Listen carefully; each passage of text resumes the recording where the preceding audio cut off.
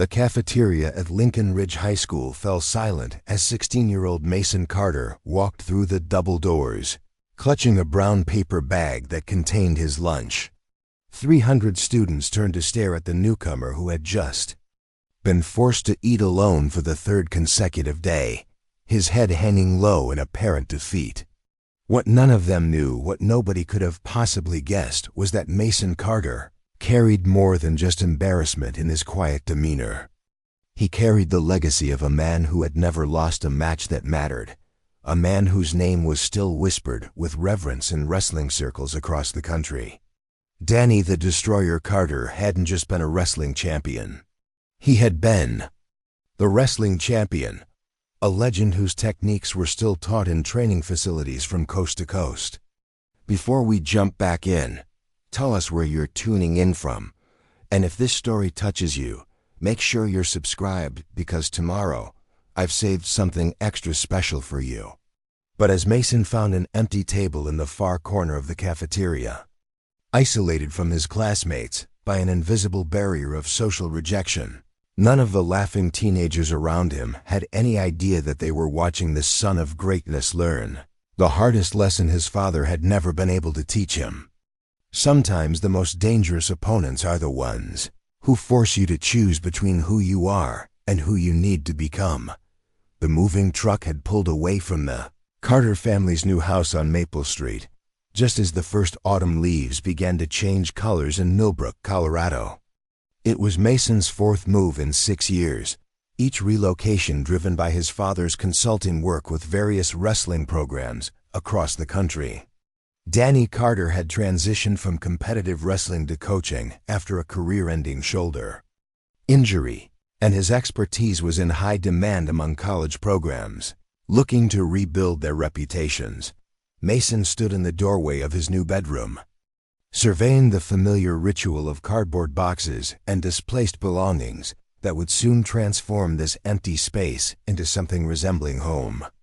The walls were bare white, waiting for the wrestling posters and achievement certificates that had decorated his previous rooms.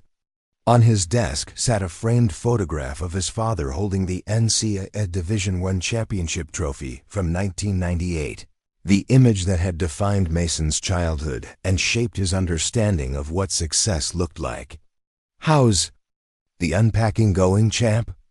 Danny Carter's voice carried the same gentle authority that had made him legendary among his wrestlers. At 42, Danny still maintained the compact, powerful build that had made him nearly unstoppable on the mat, though years of coaching had softened some of the harder edges that had characterized his competitive days. Mason turned from the window where he'd been watching neighborhood kids playing pickup basketball in a nearby driveway. Almost done, just trying to figure out where everything goes. Danny entered the room and helped Mason lift a heavy box containing wrestling gear and trophies onto the bed. "You know, this move might be different from the others.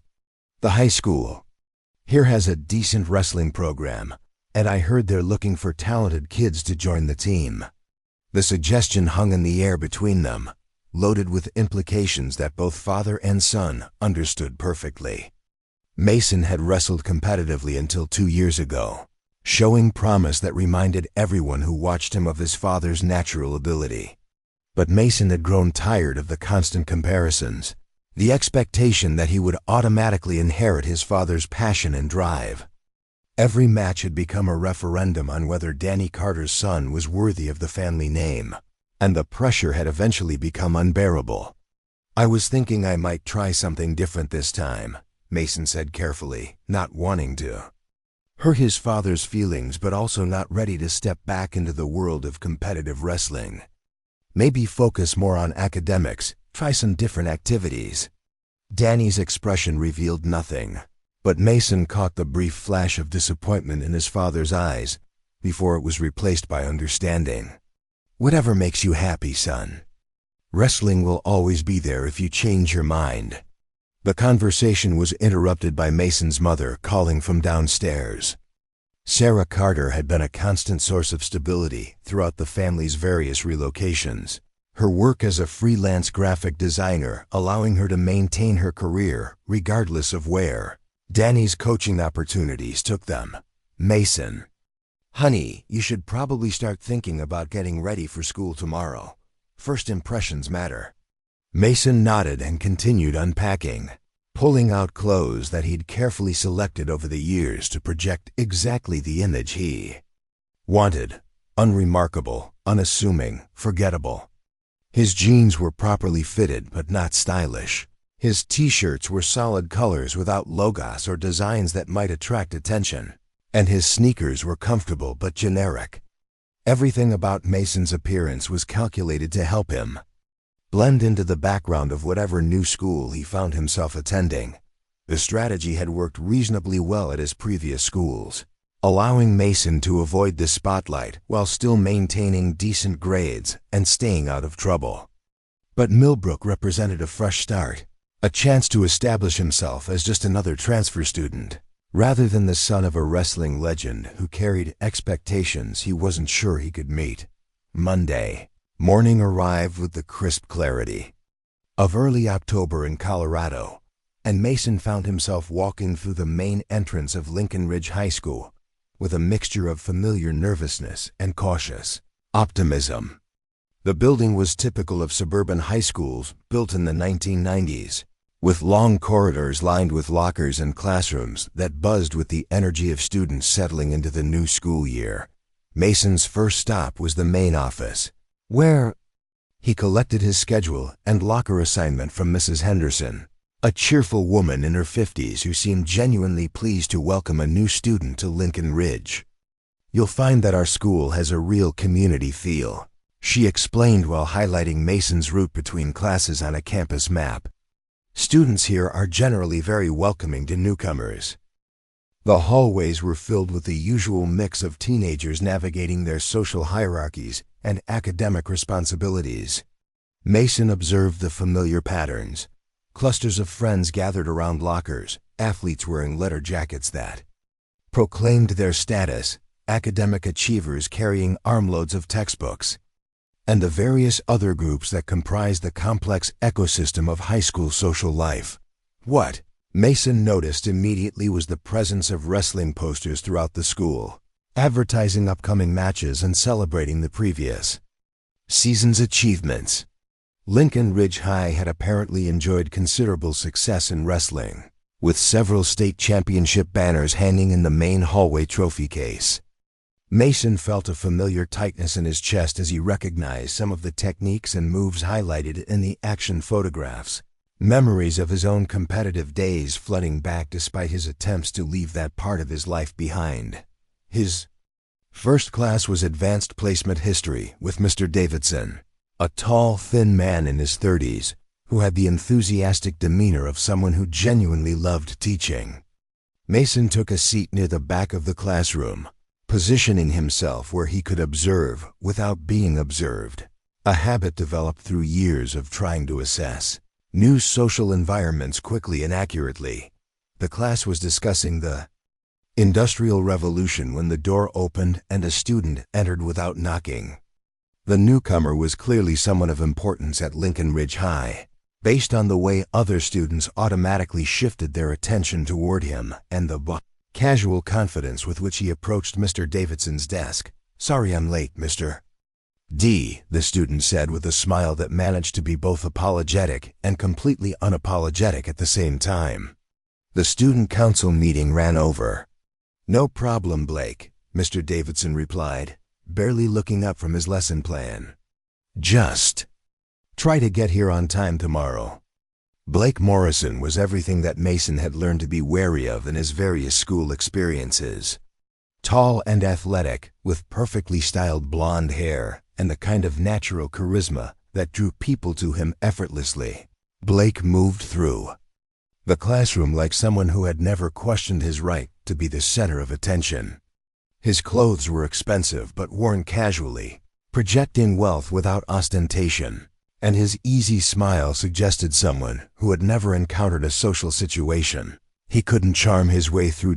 As Blake took his seat near the front of the classroom, Mason noticed how other students oriented themselves toward him, seeking eye contact and approval even when Blake wasn't actively acknowledging them.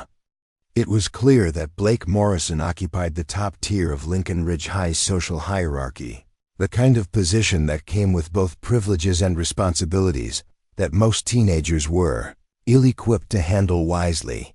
During the remainder of the class, Mason observed Blake's interactions with his classmates and Mr. Davidson, noting the subtle ways that Blake influenced conversations and decisions without appearing to exert direct control. When Mr. Davidson asked for volunteers for a group project, Blake's raised hand immediately prompted several other students to volunteer as well, clearly hoping to work with him. When Blake made a comment about the assigned reading, other students nodded in agreement before Mr. Davidson had even responded to Blake's observation. The dynamics reminded Mason of pack behavior he'd observed in nature documentaries with Blake.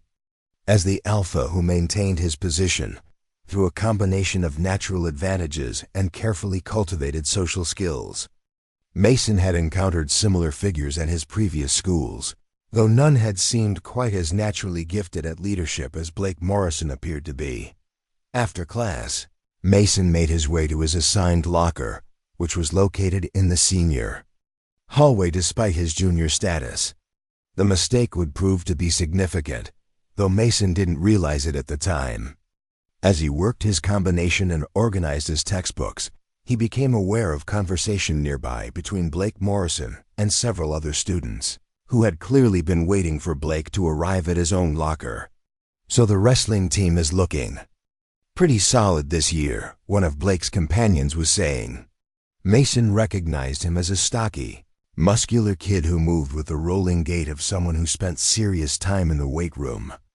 "Coach Peterson thinks we might actually make a run at state if we can fill the 160-pound slot." Blake nodded thoughtfully while organizing his own materials. "What happened to Rodriguez from last year? I thought he was supposed to move up to 160. Transferred to Denver over the summer," another voice replied. "His dad got a job transfer. So now we've got this gap in the lineup that's basically going to cost us points in every dual meet, unless coach finds someone to fill it." Mason found himself listening more intently than he intended, his familiarity with wrestling terminology making it impossible to ignore the conversation. The 160-pound weight class had been his division during his competitive days, and he understood exactly what kind of wrestler they were looking for, someone with the technique to score points consistently, and the conditioning to maintain intensity throughout long matches. "Peterson's been asking around to see if any transfer students might be interested," Blake continued. "Apparently there's some new kid who just moved here, though nobody knows anything about his athletic background." Mason felt his pulse quicken as he realized they were talking about him, though he continued organizing his locker with deliberate casualness to avoid drawing attention to his presence nearby. The irony of the situation wasn't lost on him. Here was a team desperately needing someone with exactly his capabilities, while he was desperately trying to avoid being discovered as someone who possessed those capabilities. Preparing and narrating. This story took us a lot of time, so if you are enjoying it, subscribe to our channel. It means a lot to us. Now back to the story. "Think it's worth checking out?" the stocky kid asked. "I mean, if he was any good, wouldn't he have already approached Coach Peterson about trying out?" Blake shrugged, closing his locker with a metallic clang that echoed through the hallway. "Maybe he's just shy, or maybe he's not worth the effort. We'll figure it out soon enough." The group dispersed as the warning bell for second period rang, leaving Mason alone with the uncomfortable realization that his anonymity at Lincoln Ridge High might be more fragile than he'd hoped. Wrestling teams were notoriously close-knit communities, and if Blake Morrison and his friends started actively investigating Mason's background, it would only be a matter of time before someone discovered his connection to Danny, the Destroyer. Carter, Mason's second period was advanced mathematics with Mrs. Chun, a no-nonsense teacher in her 40s who had the reputation for being both demanding and fair. The classroom was filled with juniors and seniors who had chosen to challenge themselves with college-level coursework, and Mason immediately felt more comfortable among students who were focused on academic achievement rather than social dominance. His seat assignment placed him next to a girl named Jessica Williams, who seemed genuinely pleased to have a new classmate to work with on the complex problem sets that Mrs. Chun distributed regularly. Jessica was petite with curly brown hair and intelligent eyes behind wire-rimmed glasses, and she possessed the kind of quick wit that made difficult mathematical concepts seem accessible and even entertaining. "You picked a challenging semester to transfer in," Jessica said quietly as Mrs. Chun began explaining the day's lesson on advanced trigonometry. "We're covering material that most students don't see until college calculus." Mason nodded gratefully, appreciating Jessica's willingness to help him catch up without making him feel inadequate for joining the class mid-semester. "I took similar courses at my previous school, so hopefully I won't slow everyone down too." "Much previous school?" Jessica asked with genuine curiosity. "Where did you transfer from?" "Colorado Springs," Mason replied, which was technically accurate, though it omitted the fact that his family had lived in several different cities over the past few years. "My dad's work requires us to move around fairly regularly." Jessica accepted this explanation without pressing for additional details, sensing perhaps that Mason wasn't eager to elaborate on his family's circumstances. Instead, she focused on helping him understand Mrs. Chin's teaching style and the expectations for homework assignments and test preparation. During the class, Mason demonstrated the mathematical aptitude that had served him well at his previous schools, quickly grasping concepts and contributing thoughtful questions that showed he was keeping pace with the advanced material. Mrs. Chun seemed pleased to have a student who could engage with the coursework at the intended level, and Mason felt the familiar satisfaction of academic success that had become his primary source of confidence. Since stepping away from competitive wrestling, the remainder of Mason's morning classes proceeded smoothly, with each teacher expressing pleasant surprise at having a new student who was prepared to handle advanced coursework and contribute positively to classroom discussions. Mason's strategy of academic excellence combined with social invisibility was working exactly as he'd hoped, allowing him to establish credibility as a serious student while avoiding the kind of attention that might lead to uncomfortable questions. About his background. It was during lunch period that Mason's carefully constructed anonymity faced its first serious challenge. The Lincoln Ridge High cafeteria was a massive space that could accommodate nearly 800 students, divided into distinct sections that reflected the school's complex social geography. Athletes clustered near the windows overlooking the football field. Academic achievers gathered around tables near the library entrance. Art students occupied the area near the music and drama classrooms, and various other groups had established territories based on shared interests and social connections. Mason collected his lunch from the serving line, a turkey sandwich, apple, and chocolate milk that represented the kind of unremarkable meal that wouldn't attract attention or commentary from other students. He surveyed the cafeteria, looking for an appropriate place to sit, preferably somewhere he could eat quietly while observing the social dynamics without becoming part of them.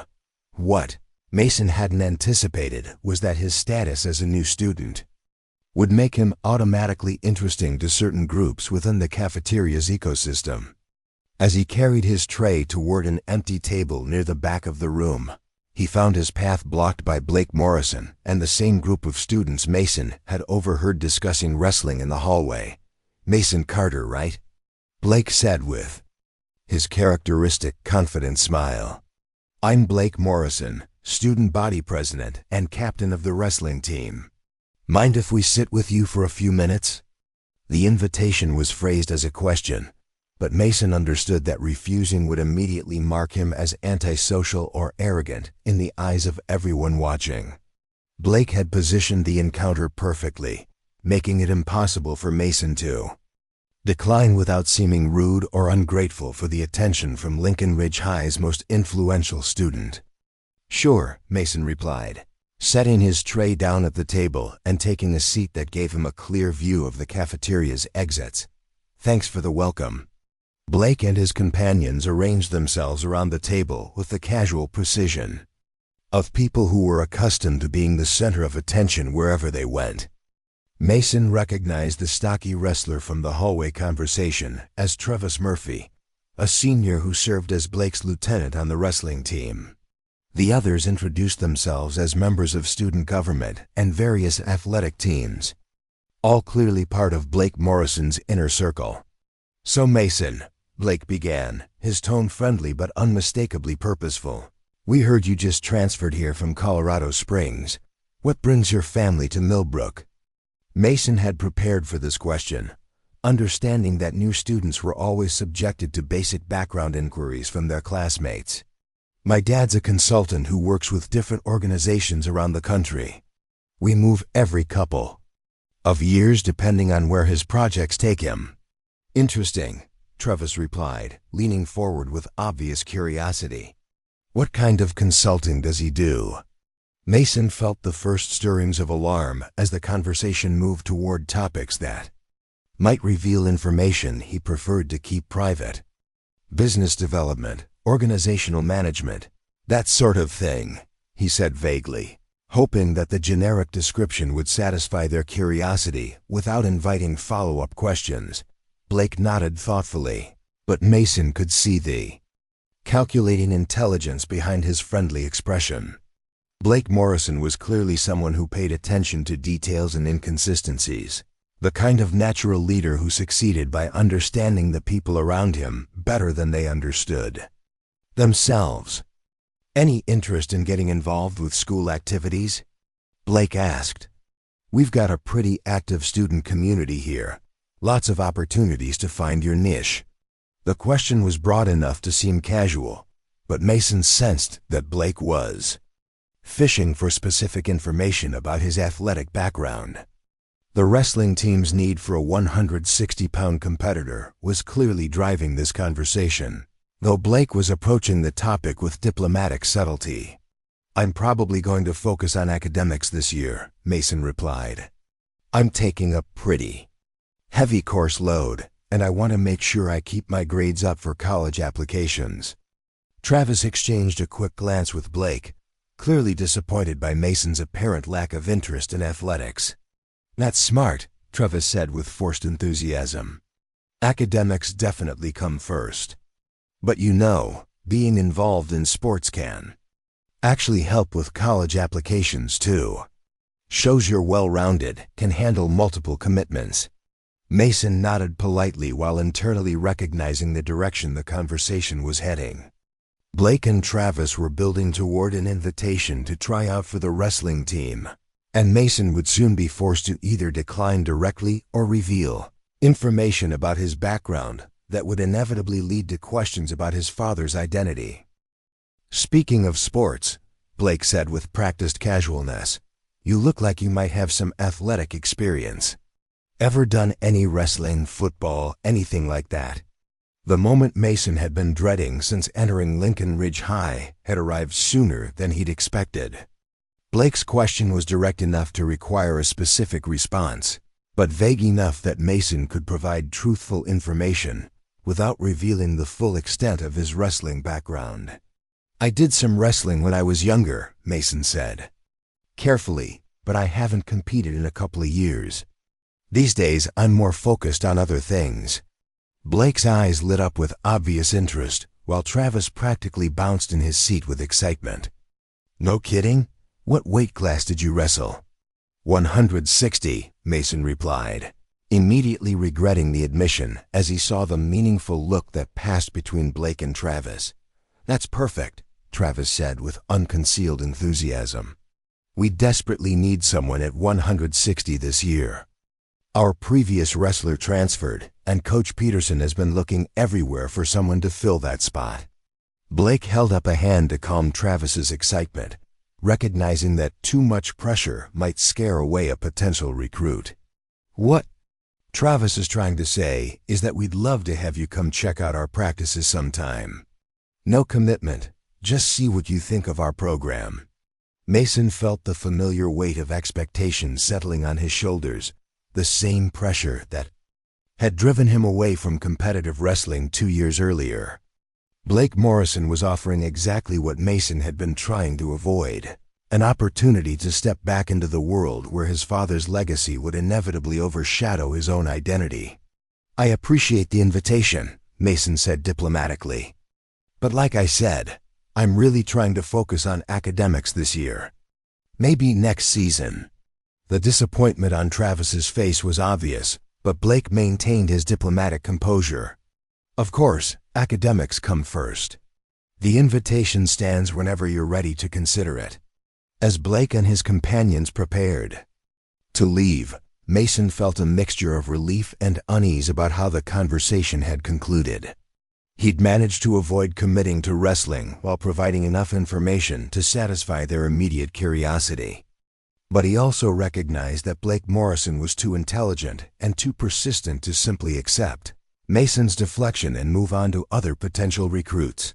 The rest of lunch period passed quietly, with Mason eating alone while observing the social dynamics playing out around him. He noticed how other students approached Blake's table seeking approval or inclusion, how conversations shifted when Blake joined them, and how effortlessly Blake maintained his position at the center of Lincoln Ridge High's social universe. What concerned Mason most was the realization that Blake Morrison possessed exactly the kind of leadership instincts and social intelligence that would make him persistent in pursuing anything he considered important to his goals. The wrestling team's need for a 160-pound competitor was clearly a priority for Blake, and Mason's obvious evasiveness would only increase Blake's determination to uncover whatever Mason was hiding. As the lunch period ended and students began clearing their tables, Mason found himself facing the same challenge that had defined his experience at every previous school: how to maintain the carefully constructed anonymity that protected him from unwanted expectations, while navigating social environments where invisibility was often interpreted as either arrogance or fear. The afternoon classes proceeded without incident, giving Mason time to process his first encounter with Blake Morrison and plan his strategy for avoiding future complications. But as he walked to his locker at the end of the school day, Mason couldn't shake the feeling that his time of hiding at Lincoln Ridge High was already beginning to run out.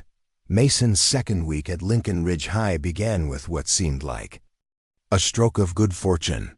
The school's computer system had experienced a glitch over the weekend, resulting in several schedule changes that moved Mason from his conspicuous locker in the senior hallway to a less prominent location near the library. The relocation felt like a reprieve, offering him the chance to blend into the background among students who were more interested in academic pursuits than athletic achievements. The library corridor attracted a different crowd than the main hallways. Students here moved with purpose rather than social posturing, carrying armloads of research materials and engaging in quiet conversations about upcoming projects and assignments. Mason found himself naturally gravitating toward this environment, where intellectual curiosity was valued over social status and where his preference for anonymity aligned with the general atmosphere of focused study. Jessica Williams had become Mason's unofficial guide to Lincoln Ridge High's academic landscape, sharing insights about teachers' expectations and helping him navigate the complex requirements of his advanced coursework. During their morning mathematics class, she mentioned an upcoming regional science fair that offered significant scholarship opportunities for winners.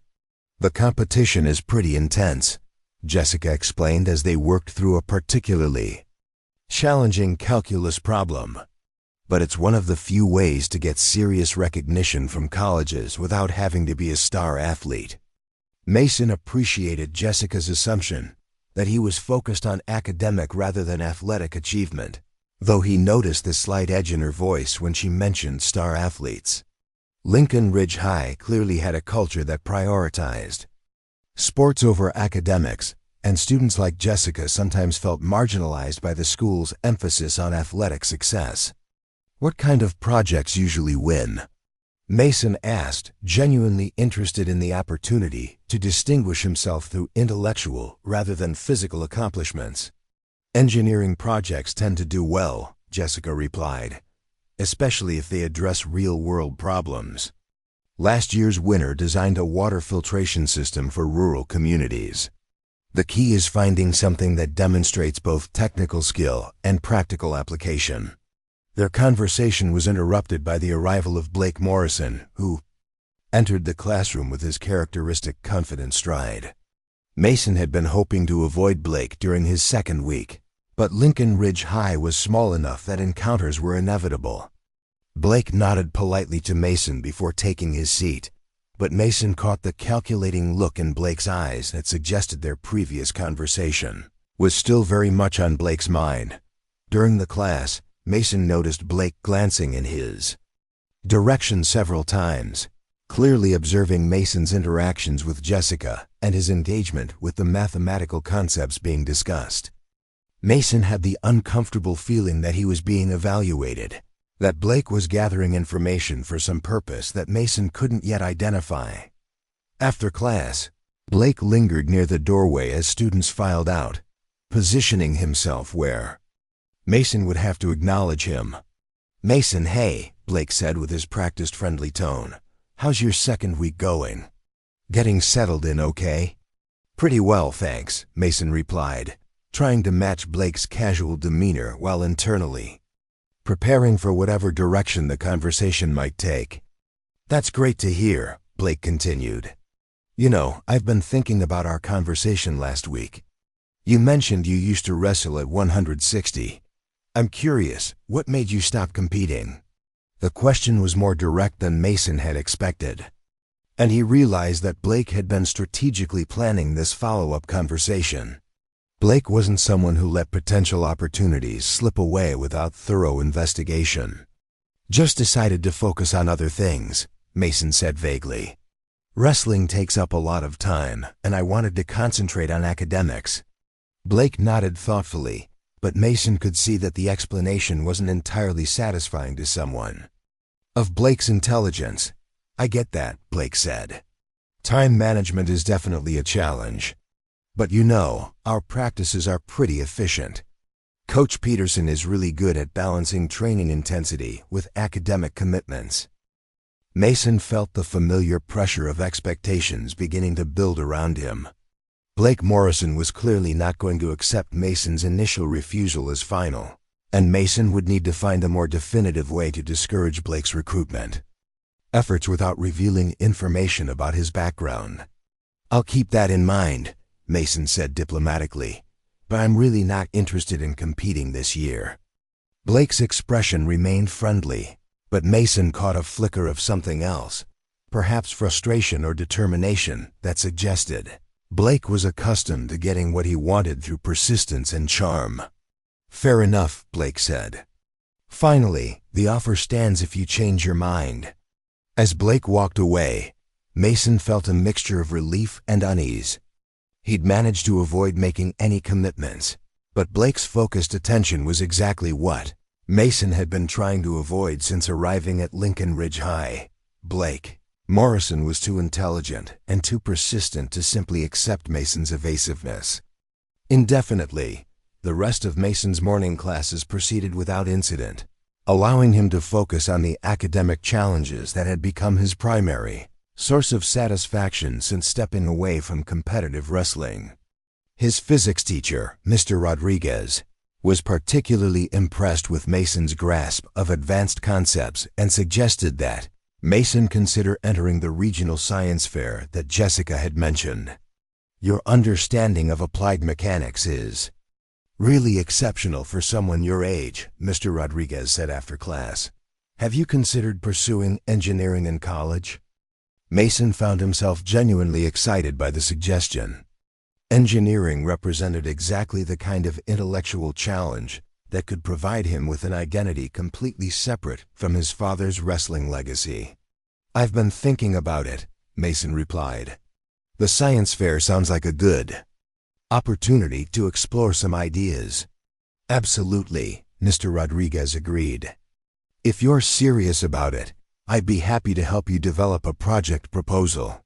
The deadline for registration is next month, so we'd need to start brainstorming soon. The conversation with Mr. Rodriguez reinforced Mason's growing confidence that he could establish himself at Lincoln Ridge High through academic achievement rather than athletic prowess. The science fair offered a path toward recognition that was entirely his own, unconnected to his father's accomplishments or the expectations that came with being Danny Carter's son. Lunch period arrived with Mason feeling more optimistic about his prospects at Lincoln Ridge High than he had since arriving in Millbrook. He collected his usual unremarkable meal and looked for a quiet table where he could eat while reading a physics textbook that Mr. Rodriguez had lent him. The book contained advanced concepts related to biomechanics that could potentially form the foundation for his science fair project. Mason's plans for a peaceful lunch were disrupted when Travis Murphy approached his table carrying a lunch tray and wearing the determined expression of someone on a mission. Travis had clearly been designated by Blake to continue the recruitment conversation that Blake had initiated earlier that morning.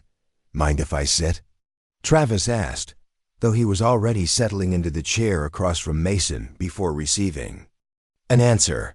Mason closed his textbook and prepared for another round of wrestling-related inquiries. Travis Murphy was less diplomatically skilled than Blake Morrison, but he possessed the kind of straightforward enthusiasm that could be equally persistent in its own way. "So Blake tells me you used to wrestle," Travis began without preamble. 160 pounds, right? That's perfect for our lineup this year." "I haven't competed in a while," Mason replied, using the same deflection he'd tried with Blake. "I'm more focused on academics now."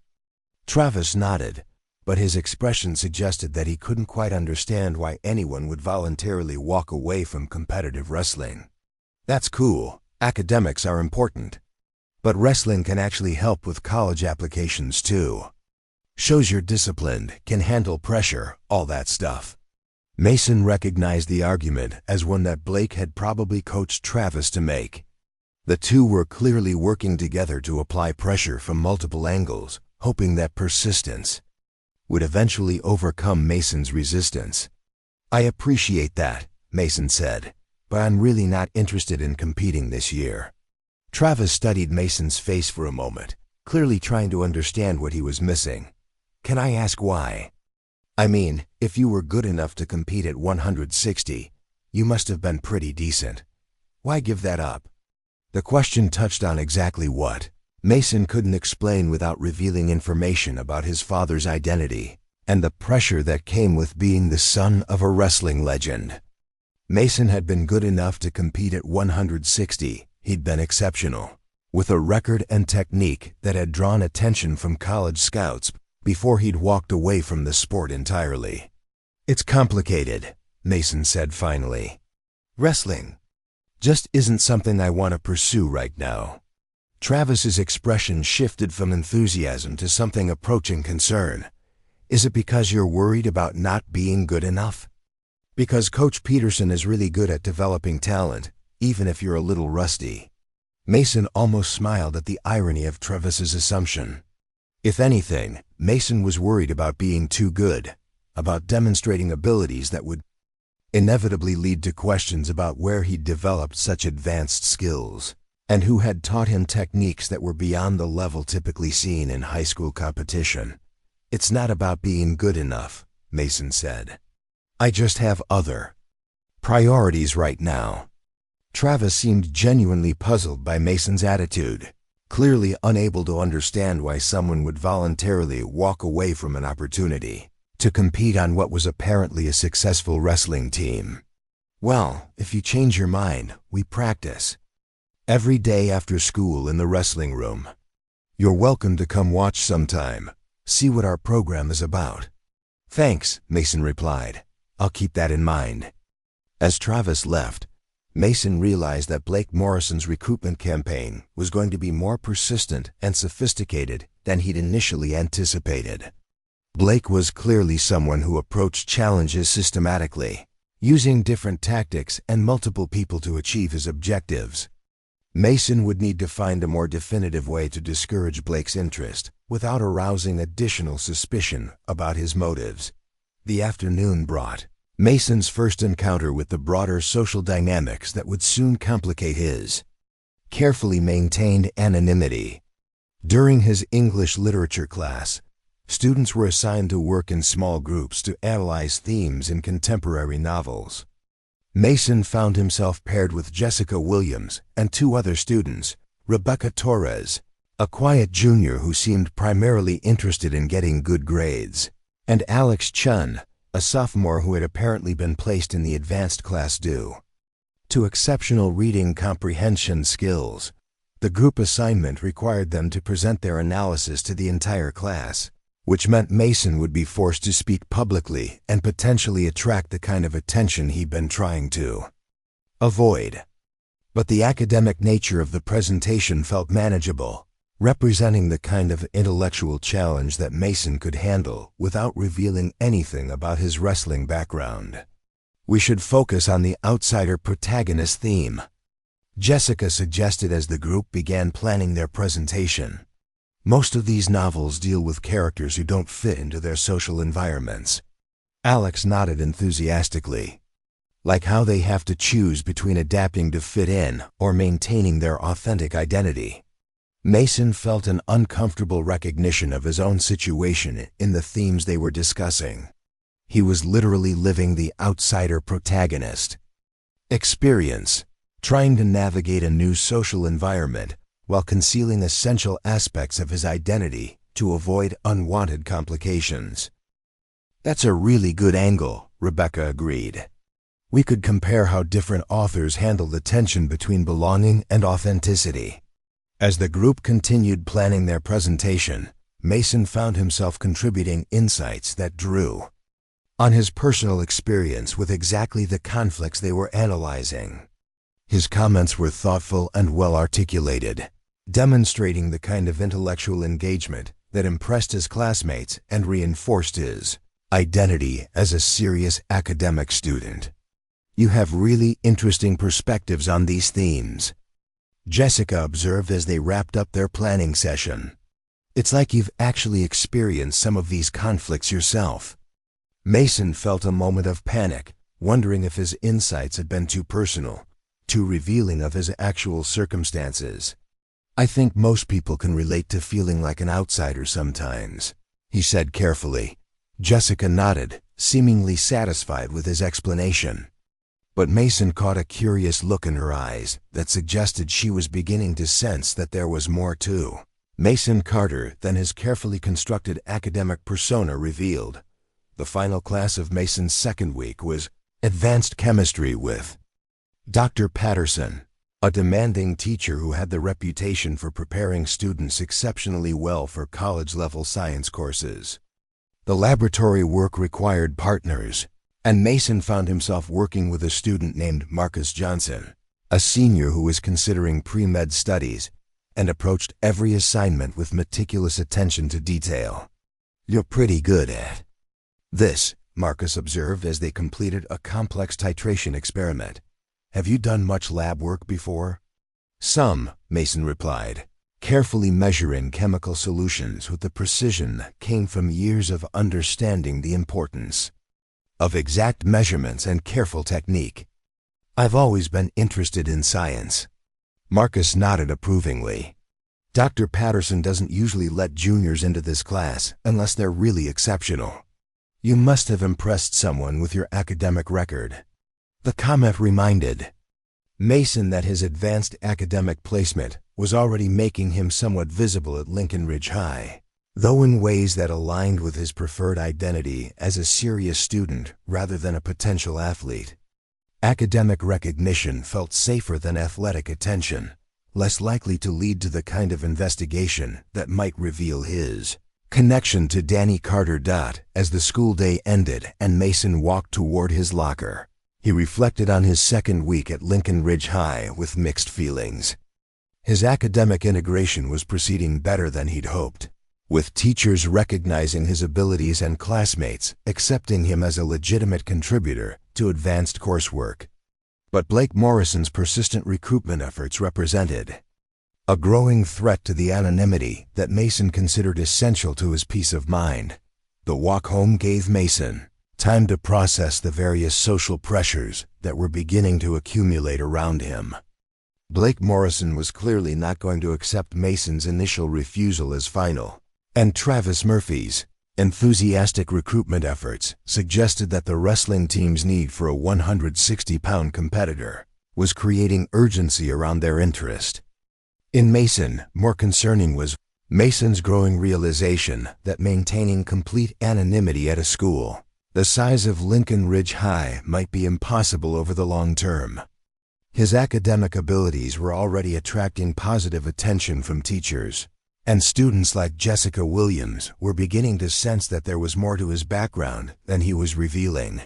That evening, Mason sat in his bedroom reviewing his homework while trying to develop a strategy for managing the competing pressures he was facing. The science fair project offered a promising opportunity to establish an identity based on intellectual achievement, but he would need to be careful not to let academic success attract the kind of scrutiny that might lead to questions about other aspects of his background. The framed photograph of his father holding the NCAA championship trophy seemed to watch him from across the room, a constant reminder of the legacy that Mason was simultaneously trying to honor and escape. Danny Carter had built his reputation through direct confrontation and dominant performance, facing every challenge with the confidence that came from knowing exactly who he was and what he was capable of achieving. Mason's approach was necessarily different, requiring subtlety and strategic thinking rather than direct confrontation. But as he considered Blake Morrison's persistence and intelligence, Mason began to wonder whether his strategy of avoidance and deflection would be sufficient to maintain his anonymity throughout an entire school year. The phone buzzed with a text message from Jessica. "Working on the English presentation tonight. Your insights about outsider protagonists were really thoughtful. Looking forward to collaborating more." Mason smiled at Jessica's message, appreciating her friendship while recognizing that even positive relationships carried risks in his current situation. Jessica was intelligent and observant, exactly the kind of person who might eventually piece together clues about his background if he wasn't careful about maintaining consistent cover stories. As Mason prepared for his third week at Lincoln Ridge High, he understood that his carefully constructed anonymity was already beginning to face serious challenges.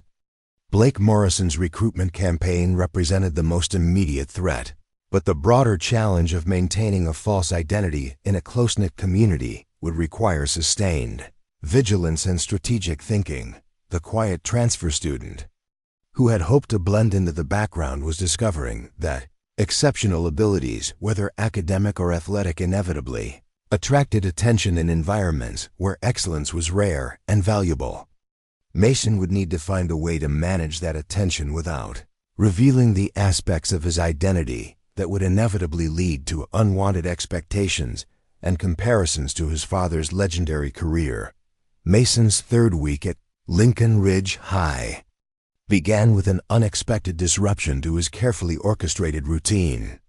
The regional science fair registration deadline was approaching faster than anticipated, and Mr. Rodriguez had called Mason aside after physics class to discuss the urgency of finalizing his project proposal. "I've been reviewing some of the biomechanics concepts you've shown interest in," Mr. Rodriguez explained, spreading several technical journals across his desk. "There's real potential here for groundbreaking work, but we need to submit your registration by Friday to meet the deadline."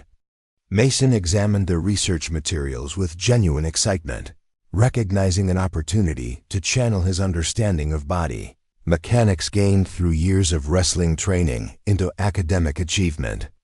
The project Mr. Rodriguez was proposing would analyze the physics of athletic movement to develop injury prevention techniques, combining Mason's instinctive knowledge of biomechanics with rigorous scientific methodology. "This looks incredible," Mason said, already visualizing how he could apply concepts he'd learned from his father's coaching to create something genuinely innovative. "When do we start?" "Immediately," Mr. Rodriguez replied. "The preliminary research alone will require several weeks, and we'll need access to the athletic facilities to gather movement data from actual athletes." The mention of athletic facilities sent a chill through Mason as he realized that his science fair project might inadvertently expose him to exactly the environment he'd been trying to avoid. Gathering biomechanical data would require working closely with Lincoln Ridge High's athletic programs, including potentially the wrestling team that Blake Morrison was so eager for him to join. Would we be working with specific sports teams? Mason asked carefully, hoping to understand the scope of athletic involvement his project would require. "Ideally, yes," Mr. Rodriguez confirmed. "Wrestling would be perfect for this kind of analysis because the movements are so technically precise. Coach Peterson has already expressed interest in having his wrestlers participate in research that could help prevent injuries." Mason felt the familiar sensation of walls closing in around him as he realized that his academic pursuits were about to collide directly with the athletic world he'd been working so hard to avoid. The science fair project represented everything. He wanted intellectual challenge, college recognition, and an identity separate from his father's legacy, but pursuing it would require him to work directly with the wrestling team that Blake Morrison commanded. "Maybe we could start with other sports," Mason suggested. "Track and field or basketball. Athletes who might be easier to schedule around." Mr. Rodriguez looked puzzled by Mason's reluctance to work with the wrestling team. Wrestling really would be ideal for biomechanical analysis. The movements are controlled, repeatable, and technically sophisticated. Plus, Coach Peterson has already volunteered his wrestlers as research subjects.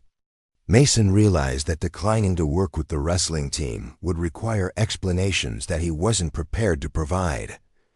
Mr. Rodriguez was offering him an extraordinary opportunity, and turning it down based on vague objections would only raise questions about his motivations.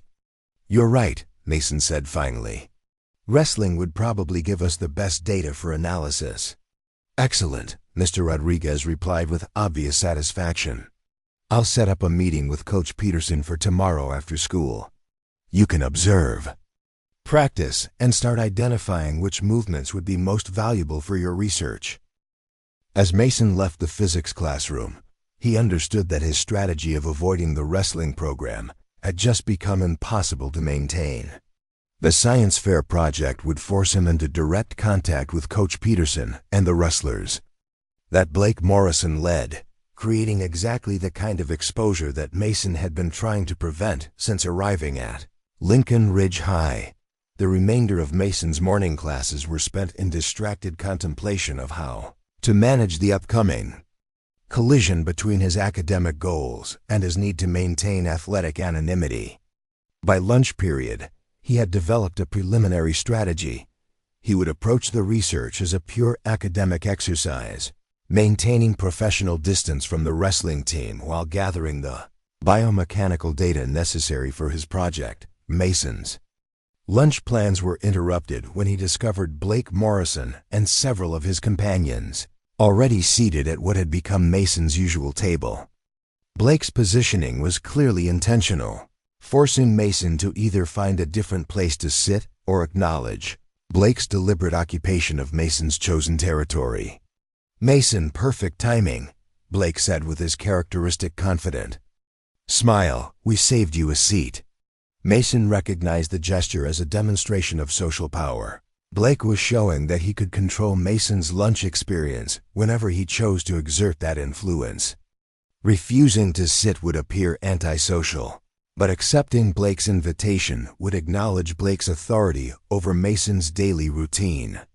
"Thanks," Mason said, taking the offered seat while internally noting how Blake had maneuvered him into a position where gratitude was required for something that should have been unnecessary.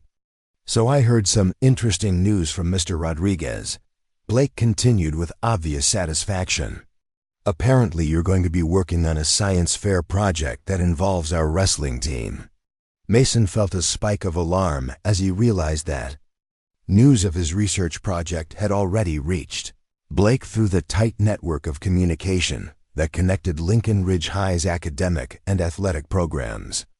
Blake's intelligence network was more sophisticated than Mason had anticipated, and Blake was clearly using that information to his advantage.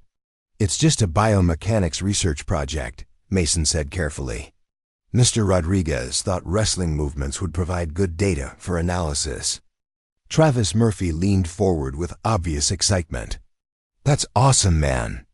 You'll get to see what our program is really about. Coach Peterson runs some of the most technically advanced practices in the state." Blake nodded thoughtfully, and Mason could see the calculation behind his friendly expression. "This actually works out perfectly," Blake said. "You'll be around the wrestling room anyway for your research, so you'll have plenty of opportunities to see what you think about our training methods." Mason realized that Blake was already planning to use the science fair project as an extended recruitment opportunity, viewing Mason's forced proximity to the wrestling program as a chance to gradually overcome his resistance to joining the team. Blake's strategic thinking was becoming increasingly apparent, and Mason was beginning to understand that he was dealing with someone whose intelligence and persistence made him genuinely dangerous to Mason's carefully maintained anonymity. "The research is really just about data collection," Mason said, attempting to establish boundaries around his involvement with the wrestling program. "I'll be focusing on the academic aspects of the project." "Of course," Blake agreed smoothly. "But it's hard to analyze athletic movement without understanding the sport itself. I'm sure Coach Peterson will want to explain the technical aspects of what you're observing." Travis nodded enthusiastically. Coach Peterson loves talking about technique. He's always looking for ways to help wrestlers understand the science behind what they're doing. Mason found himself trapped between his academic goals and Blake's recruitment agenda, with no clear way to pursue his science fair project without submitting to Blake's systematic campaign to get him involved with the wrestling team. Blake had effectively turned Mason's academic achievement into another vector for athletic recruitment. "When do you start the research?" Blake asked with casual interest that Mason knew was anything but casual. "Tomorrow after school," Mason replied, recognizing that concealing the information would be pointless since Blake clearly had sources throughout the school's faculty and administration. "Great," Blake said with obvious satisfaction. "I'll make sure the team knows you're coming. They'll be excited to help with your project." As Blake and his companions prepared to leave, Mason realized that his lunch period had been effectively commandeered for Blake's purposes. Blake had demonstrated his ability to control Mason's social interactions, gather intelligence about Mason's activities, and position himself advantageously relative to Mason's academic pursuits. "See you tomorrow at practice," Travis called back as the group departed, clearly assuming that Mason's research project represented the beginning of his integration into the wrestling program. Mason spent the remainder of lunch period in frustrated contemplation of how completely Blake Morrison had outmaneuvered him. Blake's approach was sophisticated and multifaceted, using Mason's own academic ambitions as leverage to force exactly the kind of athletic involvement that Mason had been trying to avoid. The afternoon brought Mason's first direct encounter with Coach Peterson, who had asked Mason to stop by his office before the end of the school day to discuss the research project. Mason found Coach Peterson in the wrestling room, reviewing technique videos with the intensity of someone who approached coaching as both art and science. Coach Peterson was a compact man in his 40s with graying hair and the kind of direct gaze that came from decades of evaluating young athletes. He moved with the economical precision of someone who had competed at high levels and understood exactly what technical excellence looked like. "Mason Carter," Coach Peterson said, extending his hand with a firm grip that immediately tested Mason's own hand strength. "Mr. Rodriguez tells me you're interested in biomechanical analysis of wrestling techniques. Yes, sir, Mason replied, careful to maintain academic focus while recognizing that Coach Peterson was already evaluating him through the lens of potential athletic ability. Fascinating field, Coach Peterson continued, gesturing for Mason to examine the technique videos he'd been studying. Wrestling is really applied physics, leverage, momentum, energy transfer. Most wrestlers never understand the science behind what they're doing. Mason found himself genuinely engaged by Coach Peterson's technical discussion, recognizing concepts that his father had taught him, but approaching them from a purely academic perspective.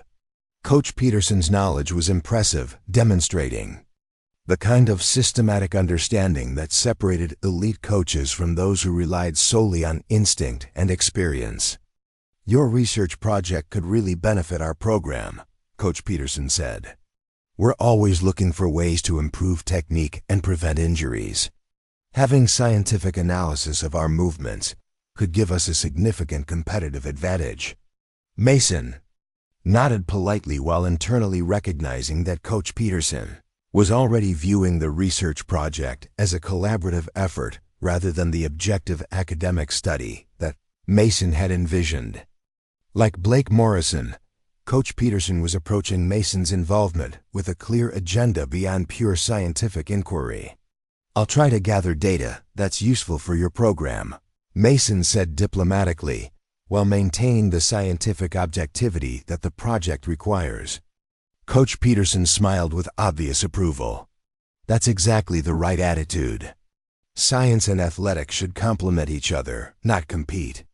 As their conversation continued, Mason became increasingly aware that Coach Peterson possessed the kind of technical knowledge and analytical intelligence that would make deception difficult to maintain over an extended period. If Mason demonstrated knowledge or insights that exceeded what would be expected from someone with minimal wrestling experience, Coach Peterson would certainly notice and investigate further. Blake Morrison tells me you have some wrestling background, Coach Peterson said with casual directness that made Mason's pulse quicken. A little, Mason replied carefully. Nothing serious, just some recreational wrestling when I was younger. Coach Peterson nodded thoughtfully, but Mason caught the professional evaluation in his eyes as he assessed Mason's build, posture, and movement patterns. Coach Peterson was clearly someone who could recognize athletic ability instinctively. And Mason realized that maintaining his cover story would require constant vigilance around someone of Coach Peterson's experience. Well, you'll have plenty of opportunity to refresh your memory during the research project, Coach Peterson said. Nothing helps you understand wrestling technique like watching it practiced at a high level. As Mason left Coach Peterson's office, he understood that his situation at Lincoln Ridge High had become significantly more complicated. The science fair project would force him into daily contact with Coach Peterson and the wrestling team, creating multiple opportunities for his athletic background to be discovered through casual observation or technical discussion. Walking home that afternoon, Mason reflected on how completely his strategy of academic focus and athletic avoidance had been undermined by circumstances beyond his control.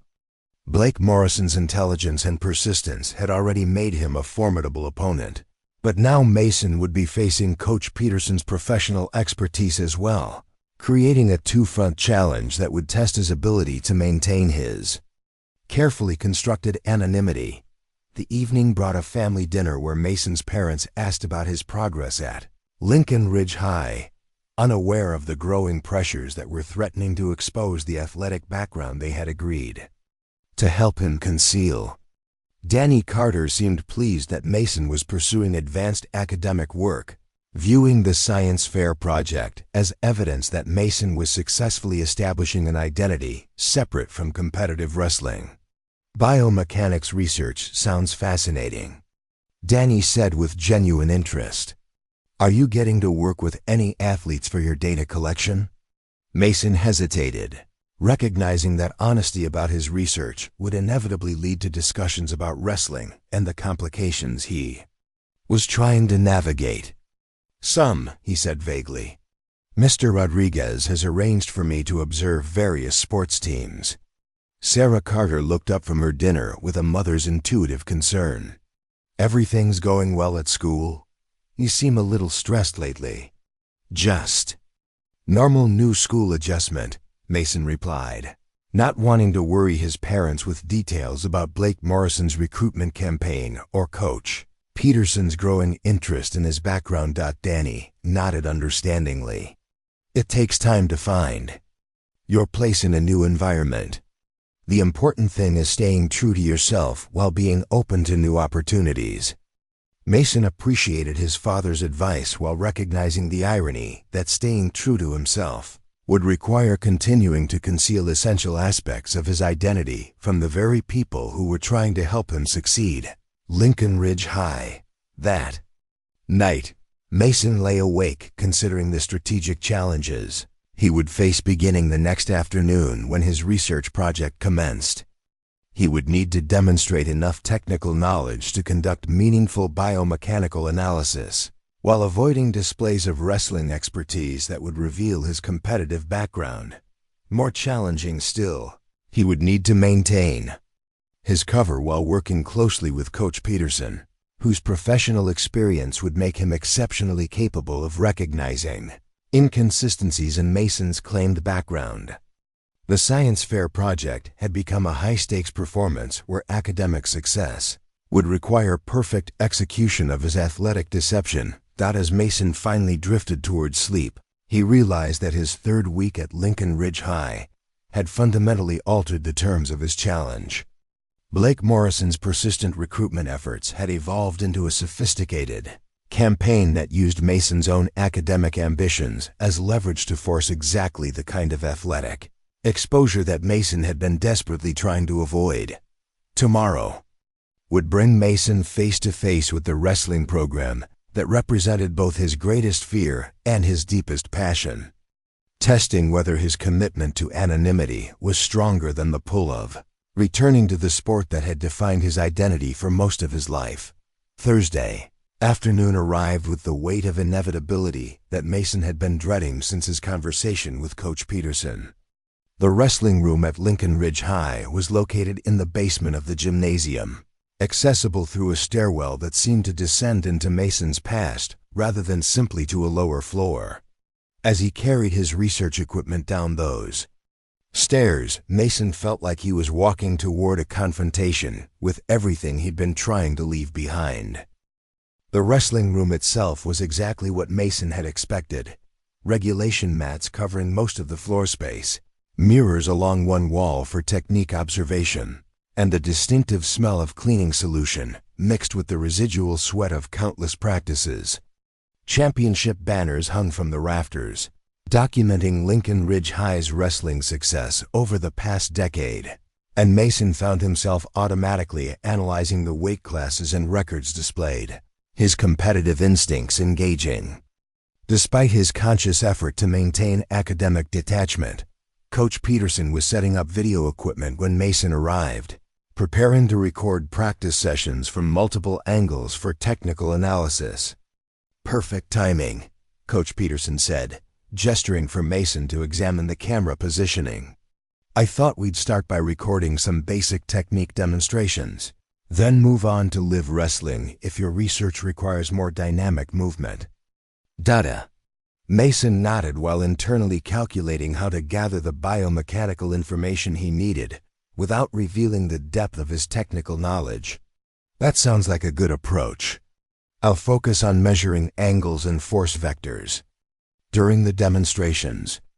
"Excellent," Coach Peterson replied with obvious satisfaction. "The team should be arriving any minute. Blake Morrison and Travis Murphy volunteered to be your primary subjects for the technical demonstrations." Mason felt his stomach tighten as he realized that Blake had positioned himself as the central figure in Mason's research project, ensuring maximum opportunity to observe Mason's reactions and responses to wrestling techniques. Blake's strategic thinking was becoming increasingly sophisticated, and Mason was beginning to understand that every interaction was being carefully orchestrated to advance Blake's recruitment agenda. The wrestling team began filtering into the room in small groups, their conversations creating the familiar buzz of athletes preparing for serious training. Mason recognized several faces from his encounters around school, but seeing them in their wrestling gear transformed his perception of their capabilities and competitive intensity. These weren't just students playing athletics, they were serious competitors who approached wrestling with the kind of dedication that Mason remembered from his own competitive days. Blake Morrison entered the wrestling room with the confident stride of someone who commanded absolute respect from his teammates. His wrestling singlet revealed the kind of muscular development that came from years of serious training, and his easy interactions with other wrestlers demonstrated the natural leadership that had made him successful both athletically and socially. "Mason, glad you could make it," Blake said with his characteristic smile. Though Mason detected a new intensity in Blake's demeanor now that they were in his domain. "Ready to see what Lincoln Ridge wrestling is really about?" "Looking forward to it," Mason replied, adjusting his research equipment while trying to project the detached curiosity of an academic observer rather than the focused attention of someone who understood exactly what he was watching. Coach Peterson called the team together for their usual pre-practice meeting, and Mason found himself positioned at the edge of the group, close enough to observe, but supposedly separate from the team. Dynamic. The meeting covered upcoming match schedules, technique focus areas for the week, and individual goals for various wrestlers, providing Mason with insights into the program's systematic approach to competitive development. "Before we start regular practice," Coach Peterson announced, "we're going to help Mason Carter with his biomechanics research project. Blake and Travis will demonstrate some basic techniques while Mason collects data for his science fair analysis."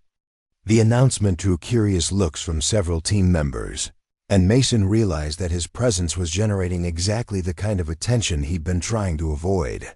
Since arriving at Lincoln Ridge High, several wrestlers approached to ask questions about his research, their genuine interest in the scientific aspects of their sport, creating opportunities for technical discussions that could potentially expose Mason's advanced knowledge. "What kind of data are you collecting?" asked a sophomore wrestler named Derek Williams, whose compact build and intense focus reminded Mason uncomfortably of his own appearance during his competitive years. "Force vectors, angular momentum, energy, transfer efficiency," Mason replied, using scientific terminology to maintain academic distance from the wrestling techniques he was analyzing. "I'm trying to identify which movements are most biomechanically efficient." Derek nodded with obvious interest. "That's really cool. Coach Peterson is always talking about technique efficiency, but we've never had actual scientific data to back up the concepts." The conversation was interrupted by Coach Peterson's whistle, signaling the beginning of the demonstration session. Blake and Travis positioned themselves at the center of the main mat, with Mason setting up his measurement equipment at various angles to capture the biomechanical data he needed for his research. "We'll start with basic takedown techniques," Coach Peterson explained for Mason's benefit. "Single leg, double leg, duck under the fundamental attacks that form the foundation of competitive wrestling." As Blake and Travis began demonstrating techniques, Mason found himself fighting an internal battle between his academic objectives and his instinctive analysis of their wrestling ability. Blake's technique was solid and well-drilled, showing the kind of fundamental competence that Mason expected from a successful high school wrestler. But Mason could also see subtle inefficiencies in Blake's movement patterns, small technical flaws that an experienced eye could identify and potentially exploit. Travis's wrestling showed different strengths and weaknesses. His raw power and conditioning were impressive, but his technique lacked the precision that separated good wrestlers from exceptional ones. Mason found himself mentally cataloging adjustments that could improve both wrestlers' effectiveness, his competitive instincts engaging despite his conscious effort to maintain objective distance. "Interesting," Coach Peterson said, observing Mason's focused attention to the technical demonstrations. You're seeing things that most people miss. Have you analyzed wrestling techniques before? Mason felt a spike of alarm as he realized that his analytical focus was revealing more expertise than his cover story could support. Just applying general biomechanical principles, he said carefully. The same concepts that apply to any athletic movement. Coach Peterson nodded, but Mason caught the shrewd evaluation in his expression. Coach Peterson was clearly someone who could recognize technical knowledge when he saw it, and Mason's observations were apparently demonstrating more sophistication than would be expected from someone with minimal wrestling experience. "Blake, try that single leg again," Coach Peterson instructed. "Mason, watch how the angle of attack affects the leverage advantage." Blake executed the technique again, and Mason found himself automatically analyzing the movement with the kind of detailed attention that his father had taught him to bring to technical study.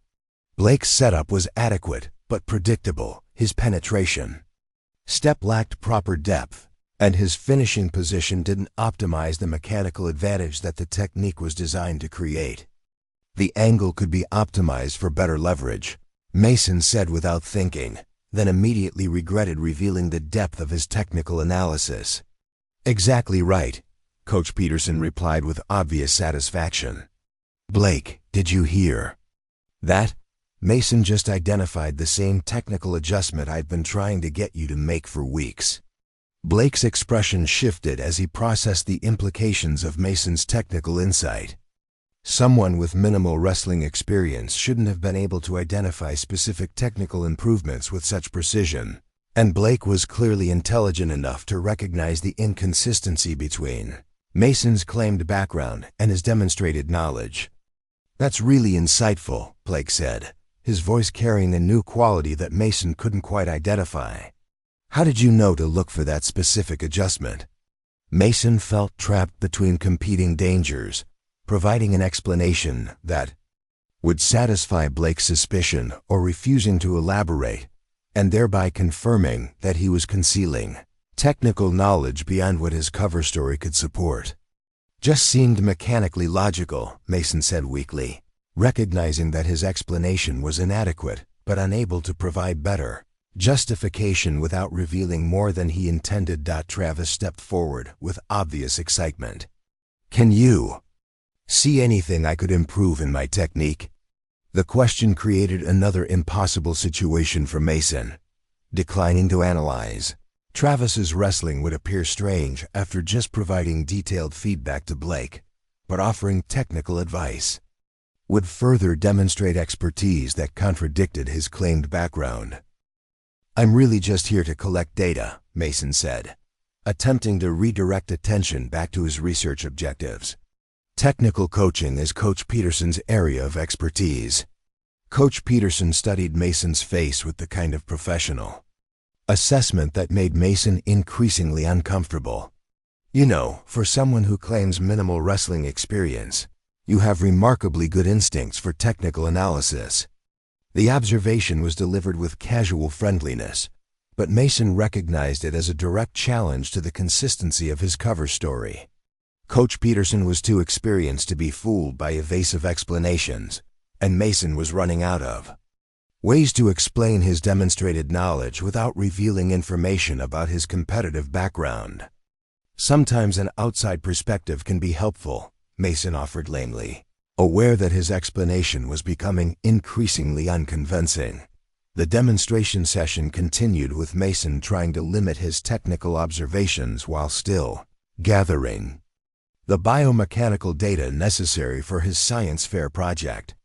But the damage was already done. Both Coach Peterson and Blake Morrison had observed him demonstrate wrestling knowledge that exceeded what his background story could support, and both were clearly intelligent enough to recognize the implications. During a brief break in the demonstrations, Blake approached Mason with the kind of direct attention that indicated a significant conversation was about to occur.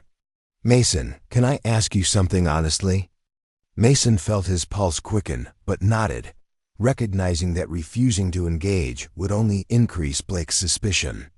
"Your technical insights are really impressive," Blake continued, but they don't match up with someone who only wrestled recreationally when they were younger. You're seeing things that usually only come from serious competitive experience. The confrontation that Mason had been dreading since arriving at Lincoln Ridge High had finally arrived. Blake Morrison was too intelligent to accept continued evasions, and Mason would soon be forced to either provide convincing explanations or acknowledge that his background story was incomplete. "I've always been interested in the technical aspects of athletics," Mason said, making one final attempt to deflect Blake's inquiry without outright deception. Blake studied Mason's face with obvious skepticism. "That's not really an answer to my question. Where did you learn to analyze wrestling technique with that level of sophistication?" Mason found himself at the exact crossroads his father had warned him about, the moment when continued deception would become impossible to maintain without outright lies that would eventually be discovered. Blake Morrison's intelligence and persistence had finally cornered him in a situation where evasion was no longer sufficient. "It's complicated," Mason said finally, recognizing that his response was essentially an admission that there was more to his background than he'd been willing to reveal. "I figured it might be," Blake replied with obvious satisfaction. "The question is whether you're going to trust me with the truth, or whether we're going to keep playing this game where you pretend to be something you're obviously not." Coach Peterson had been observing their conversation from across the wrestling room, and Mason could see that he was also waiting for Mason's response with obvious interest. The entire situation had become a test of Mason's willingness to continue concealing his background versus his recognition that continued deception was becoming impossible to maintain. "What makes you think I'm pretending to be something I'm not?" Mason asked, buying time while his mind raced through possible responses to Blake's increasingly direct challenge. Blake smiled with the confidence of someone who had finally gained the upper hand in a long-running strategic game. "Because I've been watching you for 3 weeks, and everything about your reactions to wrestling tells me that you have serious competitive experience that you're working very hard to hide." Travis Murphy had moved close enough to overhear their conversation, and several other wrestlers were beginning to pay attention to what was clearly becoming a significant confrontation. Mason realized that whatever happened next would determine his status at Lincoln Ridge High for the remainder of the school year. "The real question," Blake continued with relentless logic, "is why someone with obvious wrestling talent would go to such elaborate lengths to avoid joining our team. That kind of behavior only makes sense if there's something about your background that you're afraid we'll discover." Mason felt the familiar tightness in his chest that came with recognizing a situation where all his careful planning had been insufficient to avoid the confrontation he'd been dreading. Blake Morrison's systematic investigation had finally reached the point where continued evasion would require outright deception that Mason wasn't prepared to maintain. Coach Peterson approached their group with obvious interest in resolving whatever was creating tension in his wrestling room. "Everything okay here? Mason, you look like you've seen a ghost." The question forced Mason to choose between acknowledging Blake's suspicions or attempting to deflect the growing attention to his background inconsistencies. Either choice would fundamentally alter his situation at Lincoln Ridge High, ending the anonymity that had been his primary objective since arriving in Millbrook. "I think Mason has some things he'd like to share with us," Blake said with obvious satisfaction, clearly confident that his persistent investigation was finally going to yield the answers he'd been seeking for weeks. Mason looked around the wrestling room at the faces watching him with obvious curiosity and expectation, understanding that his carefully maintained strategy of concealment was about to collapse entirely. The point of no return had finally arrived, and Mason would soon be forced to reveal exactly who he really was and why he'd been so determined to hide his true capabilities from everyone at Lincoln Ridge High. The silence in the wrestling room stretched for what felt like an eternity as Mason stood surrounded by expectant faces, all waiting for his response to Blake's direct challenge. The weight of 3 weeks of carefully maintained deception pressed down on him like a physical force, and Mason realized that his strategy of concealment had finally reached its inevitable conclusion. "You really want to know?" Mason asked quietly, his voice carrying a new quality that made several wrestlers step closer to hear his response. Blake nodded with obvious satisfaction, clearly confident that his persistent investigation was about to be vindicated. "I think we all deserve to know who we're really dealing with." Mason looked around the wrestling room one final time, taking in the championship banners, the familiar smell of the mats, and the faces of wrestlers who had no idea they were about to witness something that would completely reframe their understanding of the quiet transfer student they thought they knew. "My name is Mason Carter," he began, his voice growing stronger as he made the decision to stop hiding. "My father is Danny Carter." The name hung in the air for a moment before its significance began to register with the wrestlers who possessed enough knowledge of the sport to recognize one of the most legendary names in competitive wrestling. Coach Peterson's expression shifted immediately from curiosity to something approaching shock as he processed the implications of Mason's revelation. "Danny, the Destroyer Carter?" Coach Peterson asked, his voice barely above a whisper. "The 3 times SA champion? The guy who went undefeated for 2 straight seasons?" Mason nodded, watching as the recognition spread through the room like ripples on a pond. Some of the younger wrestlers looked confused, but the upperclassmen and Coach Peterson clearly understood the magnitude of what Mason had just revealed. "Travis," Murphy's mouth fell open in obvious disbelief. "Your dad is Danny Carter?" Danny Carter, who they still show technique videos of in wrestling camps. "That's right," Mason confirmed, feeling simultaneously relieved and terrified to finally acknowledge his father's identity after weeks of concealment. "Blake." Morrison's expression had shifted from satisfaction to something approaching awe as he processed the implications of Mason's revelation. Blake had suspected that Mason was hiding athletic ability, but the reality exceeded anything he could have anticipated. "Wait," Blake said slowly, his strategic mind already working through the ramifications. "If your dad is Danny Carter, then you've been training with a wrestling legend your entire life.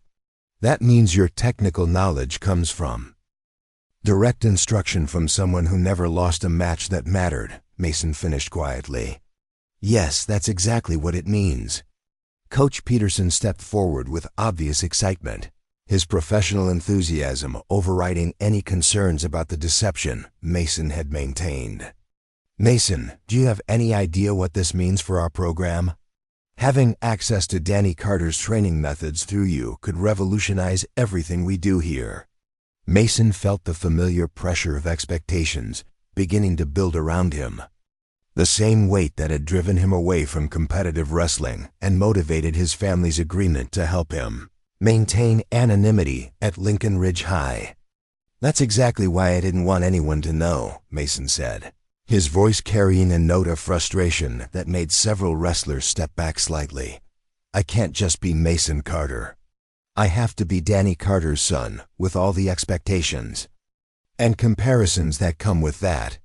Derek Williams, the sophomore wrestler who had asked about Mason's research earlier, moved closer with obvious confusion. "But why wouldn't you want people to know? Having Danny Carter as your dad would be like the coolest thing ever." Mason studied Derek's eager face and recognized his own younger self, back when wrestling had been pure joy rather than a burden of inherited expectations. "Because every match becomes a test of whether I'm worthy of the family name.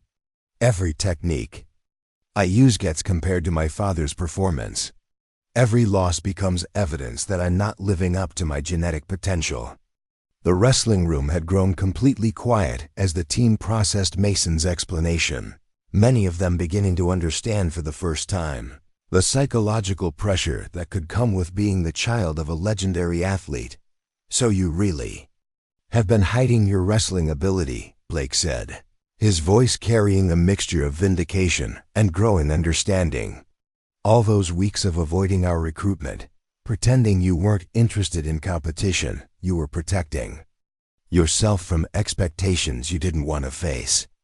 Mason nodded, appreciating Blake's perceptive analysis despite the difficult circumstances. I just wanted to be a normal high school student for once. Someone who could succeed or fail based on my own merits rather than constant comparisons to my father's achievements. Coach Peterson approached Mason with obvious fascination, his coaching instincts clearly engaged by the unprecedented opportunity that Mason's presence represented. Mason, I understand your concerns about pressure and expectations, but you have to realize that your technical knowledge could benefit every wrestler in this room. That's the problem, Mason replied with quiet intensity. It's never about what I want to contribute. It always becomes about proving I'm worthy of my father's legacy, demonstrating that the techniques work as well for me as they did for him. Travis Murphy stepped forward with obvious sincerity. But maybe it doesn't have to be like that here. Maybe you could just be part of the team without all the pressure stuff. Mason almost smiled at Travis's optimistic suggestion, recognizing the genuine kindness behind it while understanding that Travis couldn't possibly grasp the complexity of the situation Mason had been navigating his entire life. Travis, within a week everyone in school would know who my father is. Within a month there would be college scouts showing up to evaluate whether Danny Carter's son has inherited his abilities.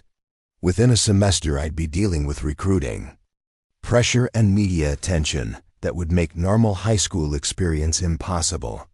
Blake Morrison had been listening to this exchange with obvious calculation, his strategic mind working through the implications of Mason's situation. What if there was a way to control that narrative? To let you compete on your own terms without the external pressure? Mason studied Blake's face, recognizing the intelligence and ambition that had made Blake so persistent in his recruitment efforts. What do you mean? I mean that you're already here, already part of our school community, Blake explained with growing enthusiasm. If you joined our team, it would be Mason Carter who happens to have excellent technique, not Danny. Carter's son trying to live up to his father's reputation. Coach Peterson nodded with obvious agreement. Blake's right. We could establish ground rules about media contact, recruiting discussions, any external attention that would create the kind of pressure you're trying to avoid. Mason felt himself wavering between his desire to maintain anonymity and his growing recognition that complete concealment was no longer possible. His revelation had fundamentally altered his status at Lincoln Ridge High, and returning to his previous strategy of academic focus while avoiding athletics was probably impossible. You don't understand, Mason said with quiet frustration. It's not just about external pressure. It's about internal expectations too. Every time I step on a wrestling mat, I feel the weight of everything my father accomplished. Every technique I attempt gets compared to his execution of the same moves. Derek Williams looked puzzled by Mason's explanation. But wouldn't that make you better? Having that kind of technical foundation to build on? It should, Mason admitted. And in some ways it does. But it also makes every mistake feel like a betrayal of everything I've been taught. Every loss like evidence that I'm unworthy of the training I've received. The wrestling room remained silent as the team processed Mason's honest explanation of the psychological challenges that had driven him away from competitive wrestling. Several wrestlers exchanged glances that suggested they were beginning to understand the complexity of Mason's situation. Blake Morrison stepped forward with obvious determination. Mason, what if I told you that I think you're wrong about something important? What's that? Mason asked, curious despite his emotional exhaustion from finally revealing the truth about his background. I think you're underestimating your own identity, Blake said with surprising insight.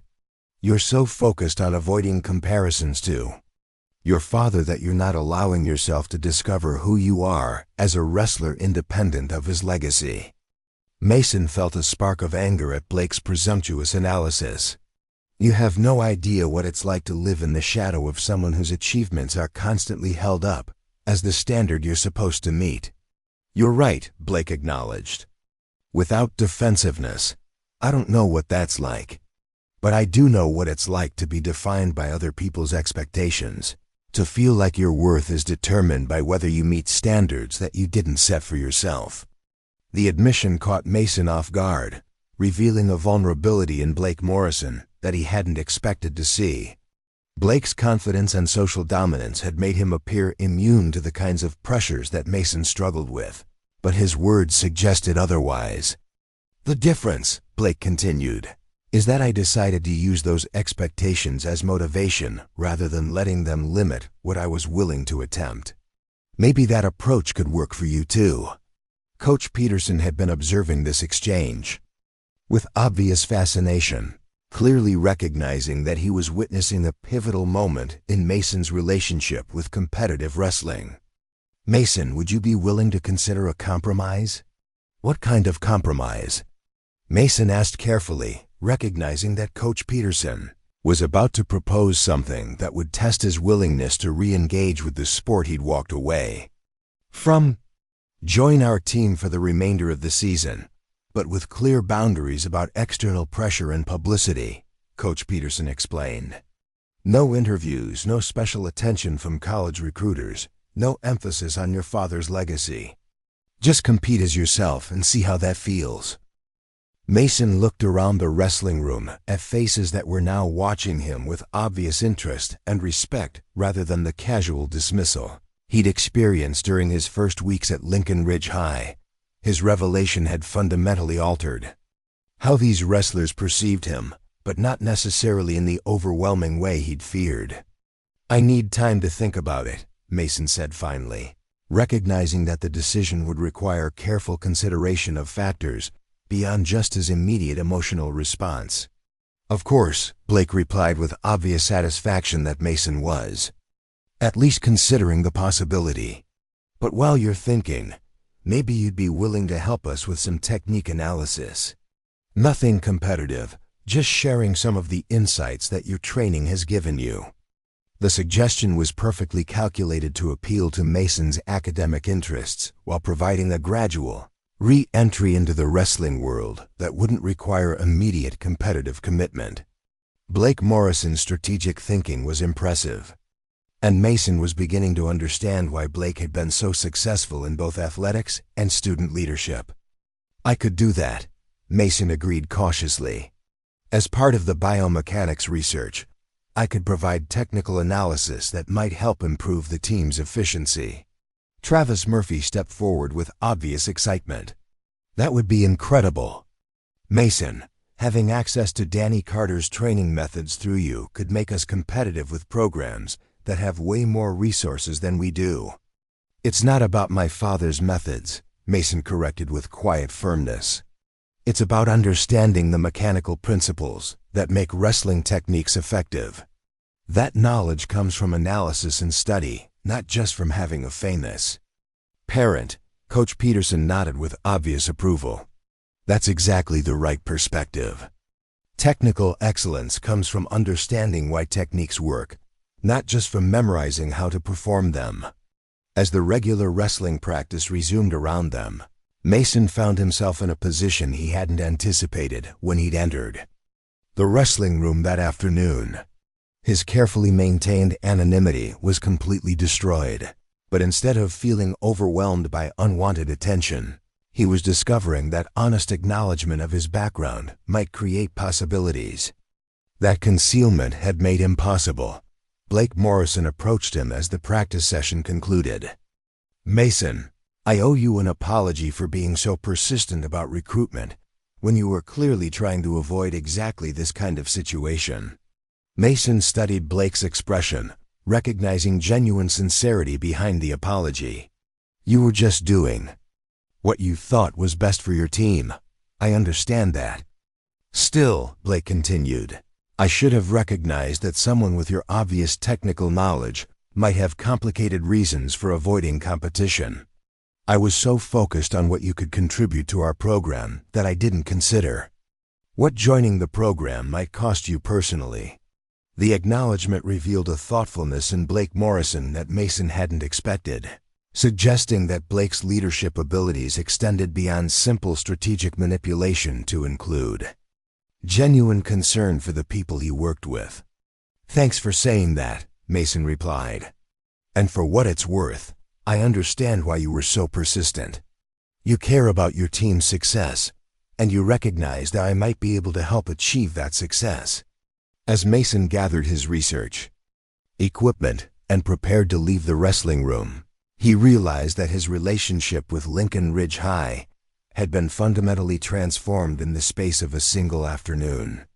The quiet, anonymous transfer student no longer existed, replaced by someone whose presence would inevitably reshape the dynamics of both the wrestling program and the broader school community. The question that remained was whether Mason could find a way to use his revealed identity as a source of strength rather than burden. Discovering who he could become as a wrestler when he was no longer trying to hide from his father's legacy. 3 weeks after Mason's revelation in the wrestling room, Lincoln Ridge High was buzzing with anticipation for the regional wrestling tournament that would determine which wrestlers advanced to the state championships. Mason had agreed to Coach Peterson's compromise, joining the team for technical training and analysis while avoiding competitive matches until he felt ready to return to actual competition. The transformation in the wrestling program had been immediate and dramatic. Mason's technical insights had revolutionized how the team approached training, with wrestlers showing rapid improvement in areas where they had struggled for months. His ability to break down complex techniques into understandable mechanical principles had made previously difficult moves accessible to wrestlers at every skill level. Blake Morrison had emerged as Mason's most dedicated student, spending hours after regular practice working through technical adjustments that Mason had identified in his wrestling style. The relationship between Blake and Mason had evolved from antagonistic recruitment to genuine mutual respect, with Blake recognizing that Mason's knowledge could elevate not just individual wrestlers, but the entire program's competitive level. "Your father's coaching methodology is incredible," Blake said as they finished a private training session focused on improving Blake's single leg attack. "The way you break down leverage angles and timing sequences makes everything so much clearer." Mason appreciated Blake's enthusiasm while maintaining boundaries around discussions of his father's direct involvement. "These are mechanical principles that anyone can learn if they approach technique systematically. It's not magic, just applied physics and careful observation." Coach Peterson had initially hoped that Mason would be ready to compete by the regional tournament, but he had respected Mason's need to ease back into competitive wrestling gradually. However, circumstances were about to force Mason's hand in ways that neither he nor Coach Peterson had anticipated. On the Friday before the regional tournament, Lincoln Ridge High received devastating news. Travis Murphy, the team's 160-pound wrestler, had suffered a serious shoulder injury during football practice that would prevent him from competing. The injury left a critical gap in the team's lineup that could cost them any chance of advancing wrestlers to the state tournament. "We're in trouble," Coach Peterson explained to the team during an emergency meeting. "Without someone at 160, we'll be forfeiting 6 points in every match. That's the difference between competing for a team championship and finishing in the bottom half of the tournament." Blake Morrison looked directly at Mason with obvious hope. "This is exactly why we need you on the competitive roster. You're the only person here who can fill that weight class with the skill level necessary to score points against elite competition." Mason felt the familiar pressure of expectations settling on his shoulders. But this time the stakes extended beyond his personal goals to include the aspirations of teammates who had welcomed him into their program despite his initial deception. The team was facing a crisis that only Mason could solve, and his decision would determine whether months of preparation and improvement would lead to meaningful competitive opportunities. "I need to think about it," Mason said, though he could already feel his resolve weakening in the face of his teammates' obvious need and disappointment. That evening, Mason had a long conversation with his parents about the unexpected situation that was forcing him to reconsider his commitment to avoiding competitive wrestling. Danny Carter listened carefully to Mason's description of the team's circumstances and the pressure he was feeling to help teammates who had become genuine friends. "Son, what do you think you should do?" Danny asked, using the Socratic method that had characterized his approach to coaching throughout Mason's childhood. "I think I should compete," Mason admitted. "But I'm scared that once I step back into competition, all the pressure and expectations will return, and I'll lose the progress I've made in establishing my own identity." Sarah Carter studied her son's face with a mother's intuitive understanding.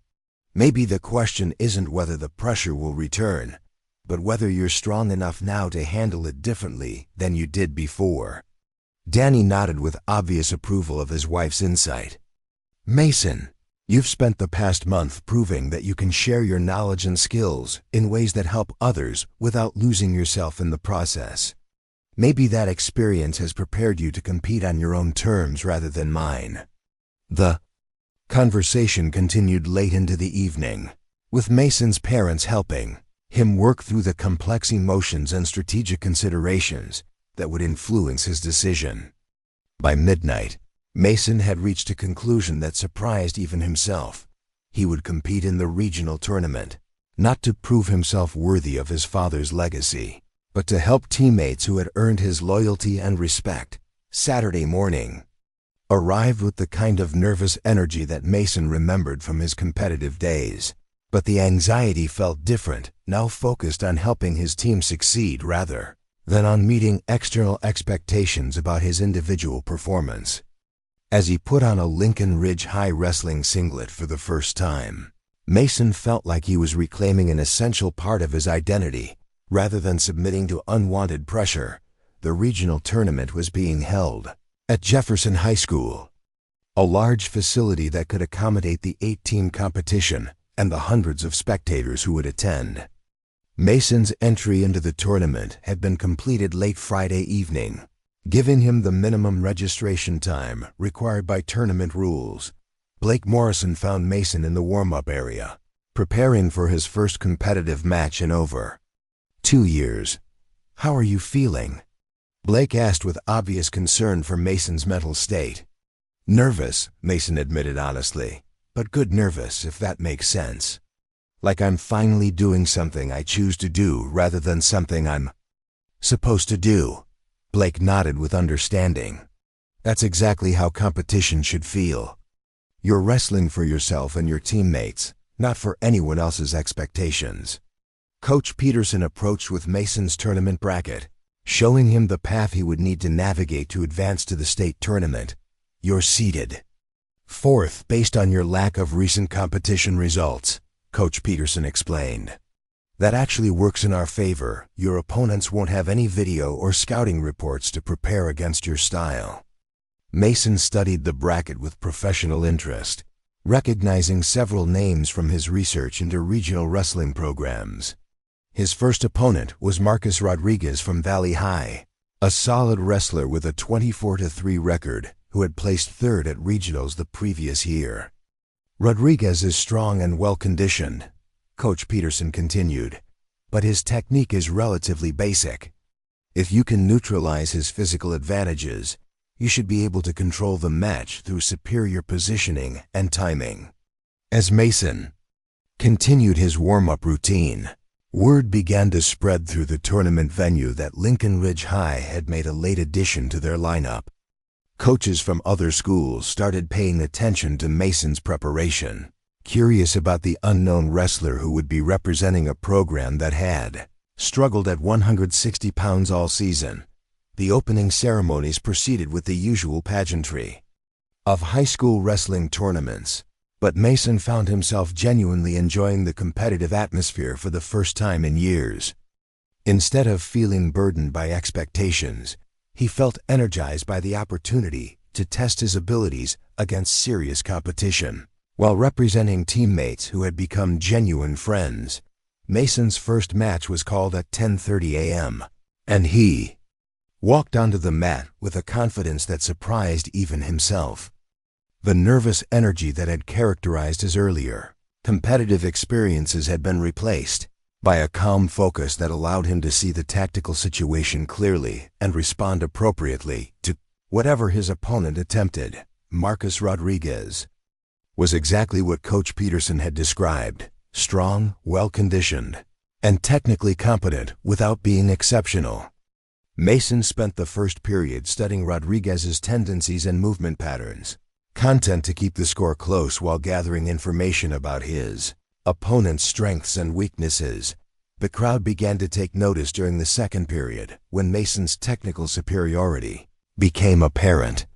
His takedowns were textbook perfect, his defensive positions unshakable, and his transitions between offense and defense demonstrated the kind of tactical sophistication that separated elite wrestlers from merely good ones.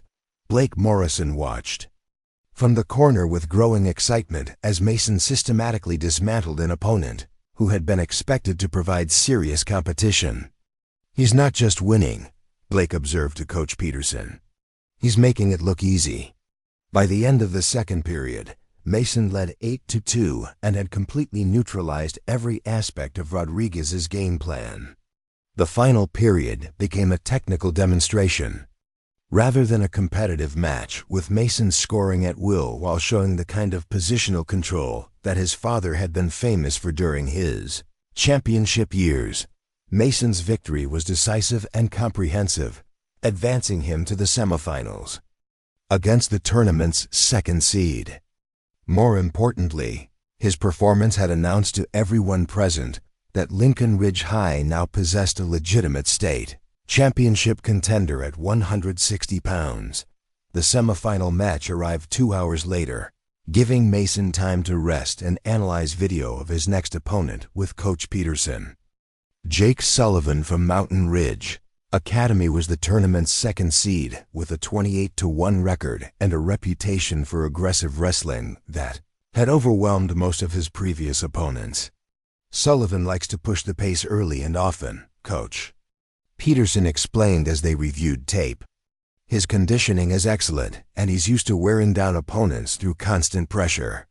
But his technique gets sloppy when he can't establish early dominance." Mason nodded while studying Sullivan's movement patterns, recognizing tactical opportunities that his technical training had prepared him to exploit. His shot setup is predictable, and he tends to overcommit when his initial attacks don't score immediately. "If I can make him wrestle defensively, his technique will break down." The analysis proved accurate from the opening whistle. Sullivan's aggressive style met Mason's superior positioning and technique, creating exactly the kind of tactical mismatch that Mason had learned to recognize and exploit. Sullivan's strength and conditioning were impressive, but his reliance on athleticism over technique made him vulnerable to the kind of systematic wrestling that Mason had been taught to execute. The crowd's reaction to Mason's semifinal performance was immediate and electric. Wrestling enthusiasts in attendance recognized that they were watching someone with genuinely elite technical ability, and word began to spread that Lincoln Ridge High's unknown wrestler might be capable of winning the entire tournament. Blake Morrison could barely contain his excitement as Mason's dominant performance continued into the final period. "This is incredible," Blake said to anyone within hearing range. "He's wrestling like someone who's been competing at this level for years." Mason's advancement to the championship finals sent shock waves through the tournament venue as coaches and spectators tried to understand how an unknown wrestler had emerged from nowhere to defeat established competition with such apparent ease.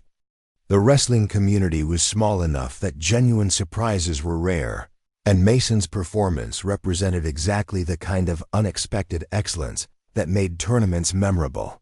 The championship finals were scheduled for 7 p.m., giving Mason several hours to rest and prepare for his match against Tommy Chun from Riverside Academy, the tournament's top seed and defending regional champion. Chun was undefeated in 2 seasons with a reputation for technical precision that had made him a favorite to win the state championship at 160 pounds. during the extended break. Between matches, Mason found himself surrounded by college recruiting coordinators who had driven to the tournament specifically to evaluate Chun, but were now equally interested in the unknown wrestler who would be competing against him. Mason politely declined all interview requests, maintaining the boundaries that Coach Peterson had established to protect him from external pressure. "The recruiting attention is already starting," Blake observed as they watched another college scout approach Coach Peterson with questions about Mason's background and academic qualifications. "I expected that," Mason replied with surprising calm. "The difference is that now I feel ready to handle it on my own terms rather than being overwhelmed by it." Blake studied Mason's composed demeanor with obvious admiration. "You really have changed since that first day in the cafeteria when you were trying so hard to be invisible." Mason smiled at the memory of his failed attempt to blend into the background at Lincoln Ridge High. "I was so afraid of being Danny Carter's son that I forgot I could choose to be Mason Carter instead." The conversation was interrupted by Coach Peterson's approach with final tactical preparations for the championship match. "Chun is everything his record suggests," Coach Peterson explained. "Technically sound, mentally tough, and experienced in pressure situations. This will be the most challenging match you've faced since returning to competition." Mason nodded while reviewing his own tactical plan for the finals. "I've been watching his previous matches on video. His technique is excellent, but he relies heavily on specific setups that I think I can neutralize if I maintain proper positioning." As 7 p.m. approached and the championship finals were announced, Mason walked onto the mat with the calm confidence of someone who had finally reconciled his competitive abilities with his personal identity. The crowd's anticipation was palpable, with nearly 1,000 spectators packed into the gymnasium to witness what promised to be an exceptional wrestling match. Tommy Chun's reputation was well-deserved, and the opening period of their match showcased the highest level of technical wrestling that most spectators had ever witnessed at the high school level. Both wrestlers demonstrated the kind of sophisticated technique and tactical awareness that characterized elite competition, with neither able to establish sustained advantage despite multiple scoring opportunities.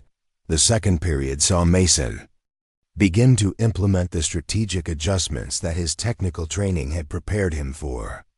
Chun's reliance on specific attack sequences made him predictable to someone with Mason's analytical background, and Mason began to anticipate and counter Chun's offense while creating scoring opportunities of his own. Blake Morrison watched the match with growing amazement as Mason's performance reached levels that exceeded even Coach Peterson's optimistic expectations. "He's not just competing with Chun," Blake observed with awe. "He's controlling the match." The final period became a showcase for Mason's complete wrestling ability as Chun's conditioning began to fail under the pressure of Mason's relentless pace and technical precision. Mason's takedowns were perfectly timed, his defensive positions unshakable, and his overall performance demonstrated the kind of championship-level wrestling that his father had been famous for during his competitive career. Mason's victory in the championship finals was decisive and comprehensive, establishing him not only as the regional champion at 160 pounds, but as a legitimate contender for the state championship that would follow in 3 weeks. His performance had exceeded every expectation and announced to the wrestling community that Lincoln Ridge High now possessed one of the most talented wrestlers in the state. The medal ceremony that followed was everything that Mason had once feared about competitive recognition, but his experience was fundamentally different from his previous encounters with wrestling success. Instead of feeling burdened by expectations to live up to his father's legacy, Mason felt pride in having achieved something that was entirely his own. Blake Morrison approached Mason immediately after the medal ceremony with obvious emotion. "Mason, I owe you an apology that's bigger than the one I gave you in the wrestling room." "What do you mean?" Mason asked, though he suspected he understood what Blake was referring to. I spent weeks trying to force you into wrestling because I thought it would help our team, Blake explained with obvious regret. I never considered that the pressure I was applying might be exactly what was preventing you from choosing to compete. On your own terms. Mason appreciated Blake's insight while recognizing how much both of their perspectives had evolved since that first encounter in the cafeteria. You were right about one thing, though. I did need to stop hiding from who I really am. I just needed to find my own reasons for competing rather than feeling pressured by other people's expectations. Coach Peterson joined, their conversation with obvious satisfaction about the day's results and the implications for Lincoln Ridge High's wrestling program. Mason, your performance today has changed everything about our competitive prospects for the remainder of the season. But more importantly, you've shown every wrestler in our program what's possible when technique and preparation meet genuine competitive passion. As the tournament venue began to empty and teams prepared for their journeys home, Mason reflected on how completely his experience at Lincoln Ridge High had been transformed since that October afternoon when he'd first walked through the school's front doors. The quiet, anonymous transfer student no longer existed, replaced by someone who had learned to embrace his abilities while maintaining his personal identity. Jessica Williams approached Mason as he gathered his gear, her journalist's instincts clearly engaged by the story that had unfolded throughout the tournament. "So Mason Carter," she said with a smile that conveyed both friendship and professional curiosity, "any thoughts on how this wrestling career is developing?" Mason laughed at Jessica's echo of the questions that Blake Morrison had been asking for months, recognizing how different his perspective had become since those early weeks of determined anonymity. "I think I'm finally learning to be myself instead of trying to be someone else's version of who I should be." The drive back to Millbrook gave Mason time to process the magnitude of what had occurred, not just during the tournament, but throughout his entire experience at Lincoln Ridge High. His attempt to hide from his father's legacy had ultimately forced him to discover his own identity as both a student and an athlete, creating opportunities that concealment had made impossible. Monday morning at Lincoln Ridge High arrived with an atmosphere of celebration and recognition that Mason had never experienced in his academic career. His regional championship had made front-page news in the local newspaper, and the school's trophy case now prominently displayed his medal, alongside a detailed article describing his unexpected emergence as a state championship contender. Hallways buzzed with conversations about Mason's wrestling success, but the attention felt different from what he had feared during his weeks of hiding. Students approached him with genuine respect and curiosity rather than the overwhelming expectations that had characterized his previous school experiences. Blake Morrison found Mason at his locker Monday morning with news that would test Mason's newfound confidence in handling external pressure. "College recruiting coordinators have been calling Coach Peterson all weekend," Blake explained. "Apparently your performance on Saturday has generated serious interest from several Division I programs." Mason nodded while organizing his textbooks, genuinely pleased by the recognition while feeling confident in his ability to manage recruiting attention on his own terms. "That's good to hear. I'll need to start thinking seriously about college wrestling programs that align with my academic goals.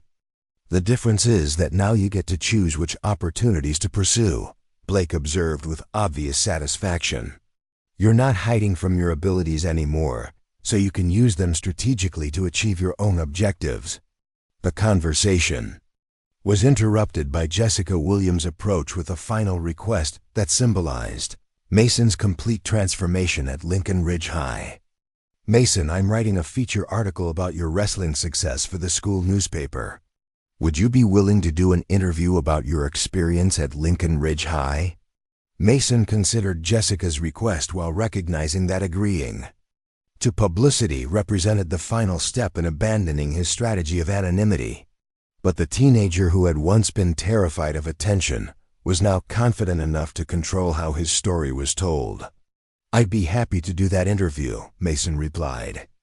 with genuine enthusiasm.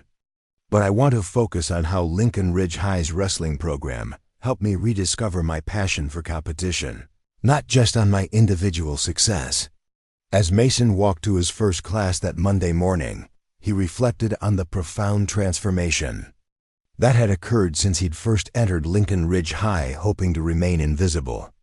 The attempt to hide from his father's legacy had ultimately forced him to discover his own identity, creating a foundation for success that was genuinely his own. Blake Morrison's persistent recruitment efforts had initially seemed like threats to Mason's carefully maintained anonymity, but they had actually been the catalyst for personal growth that made authentic competitive engagement possible. Sometimes the people who challenge us most directly are the ones who help us discover capabilities we didn't know we possessed. The quiet transfer student who had once crawled under lunch tables to avoid social interaction was gone, replaced by someone who had learned to embrace excellence while maintaining personal authenticity. Mason Carter was no longer hiding from who he was. He was finally becoming who he was meant to be. The story that had begun with forced isolation in the cafeteria had evolved into genuine leadership and competitive success, proving that sometimes the biggest mistakes bullies make is underestimating the strength of the people they're trying to intimidate. Mason Carter had found his voice, his identity, and his place at Lincoln Ridge High, not by avoiding challenges, but by meeting them with the courage to be exactly who he was meant to become. Up next, you've got two more standout stories right on your screen. If this one hits the mark, you won't want to pass these up. Just click and check them out.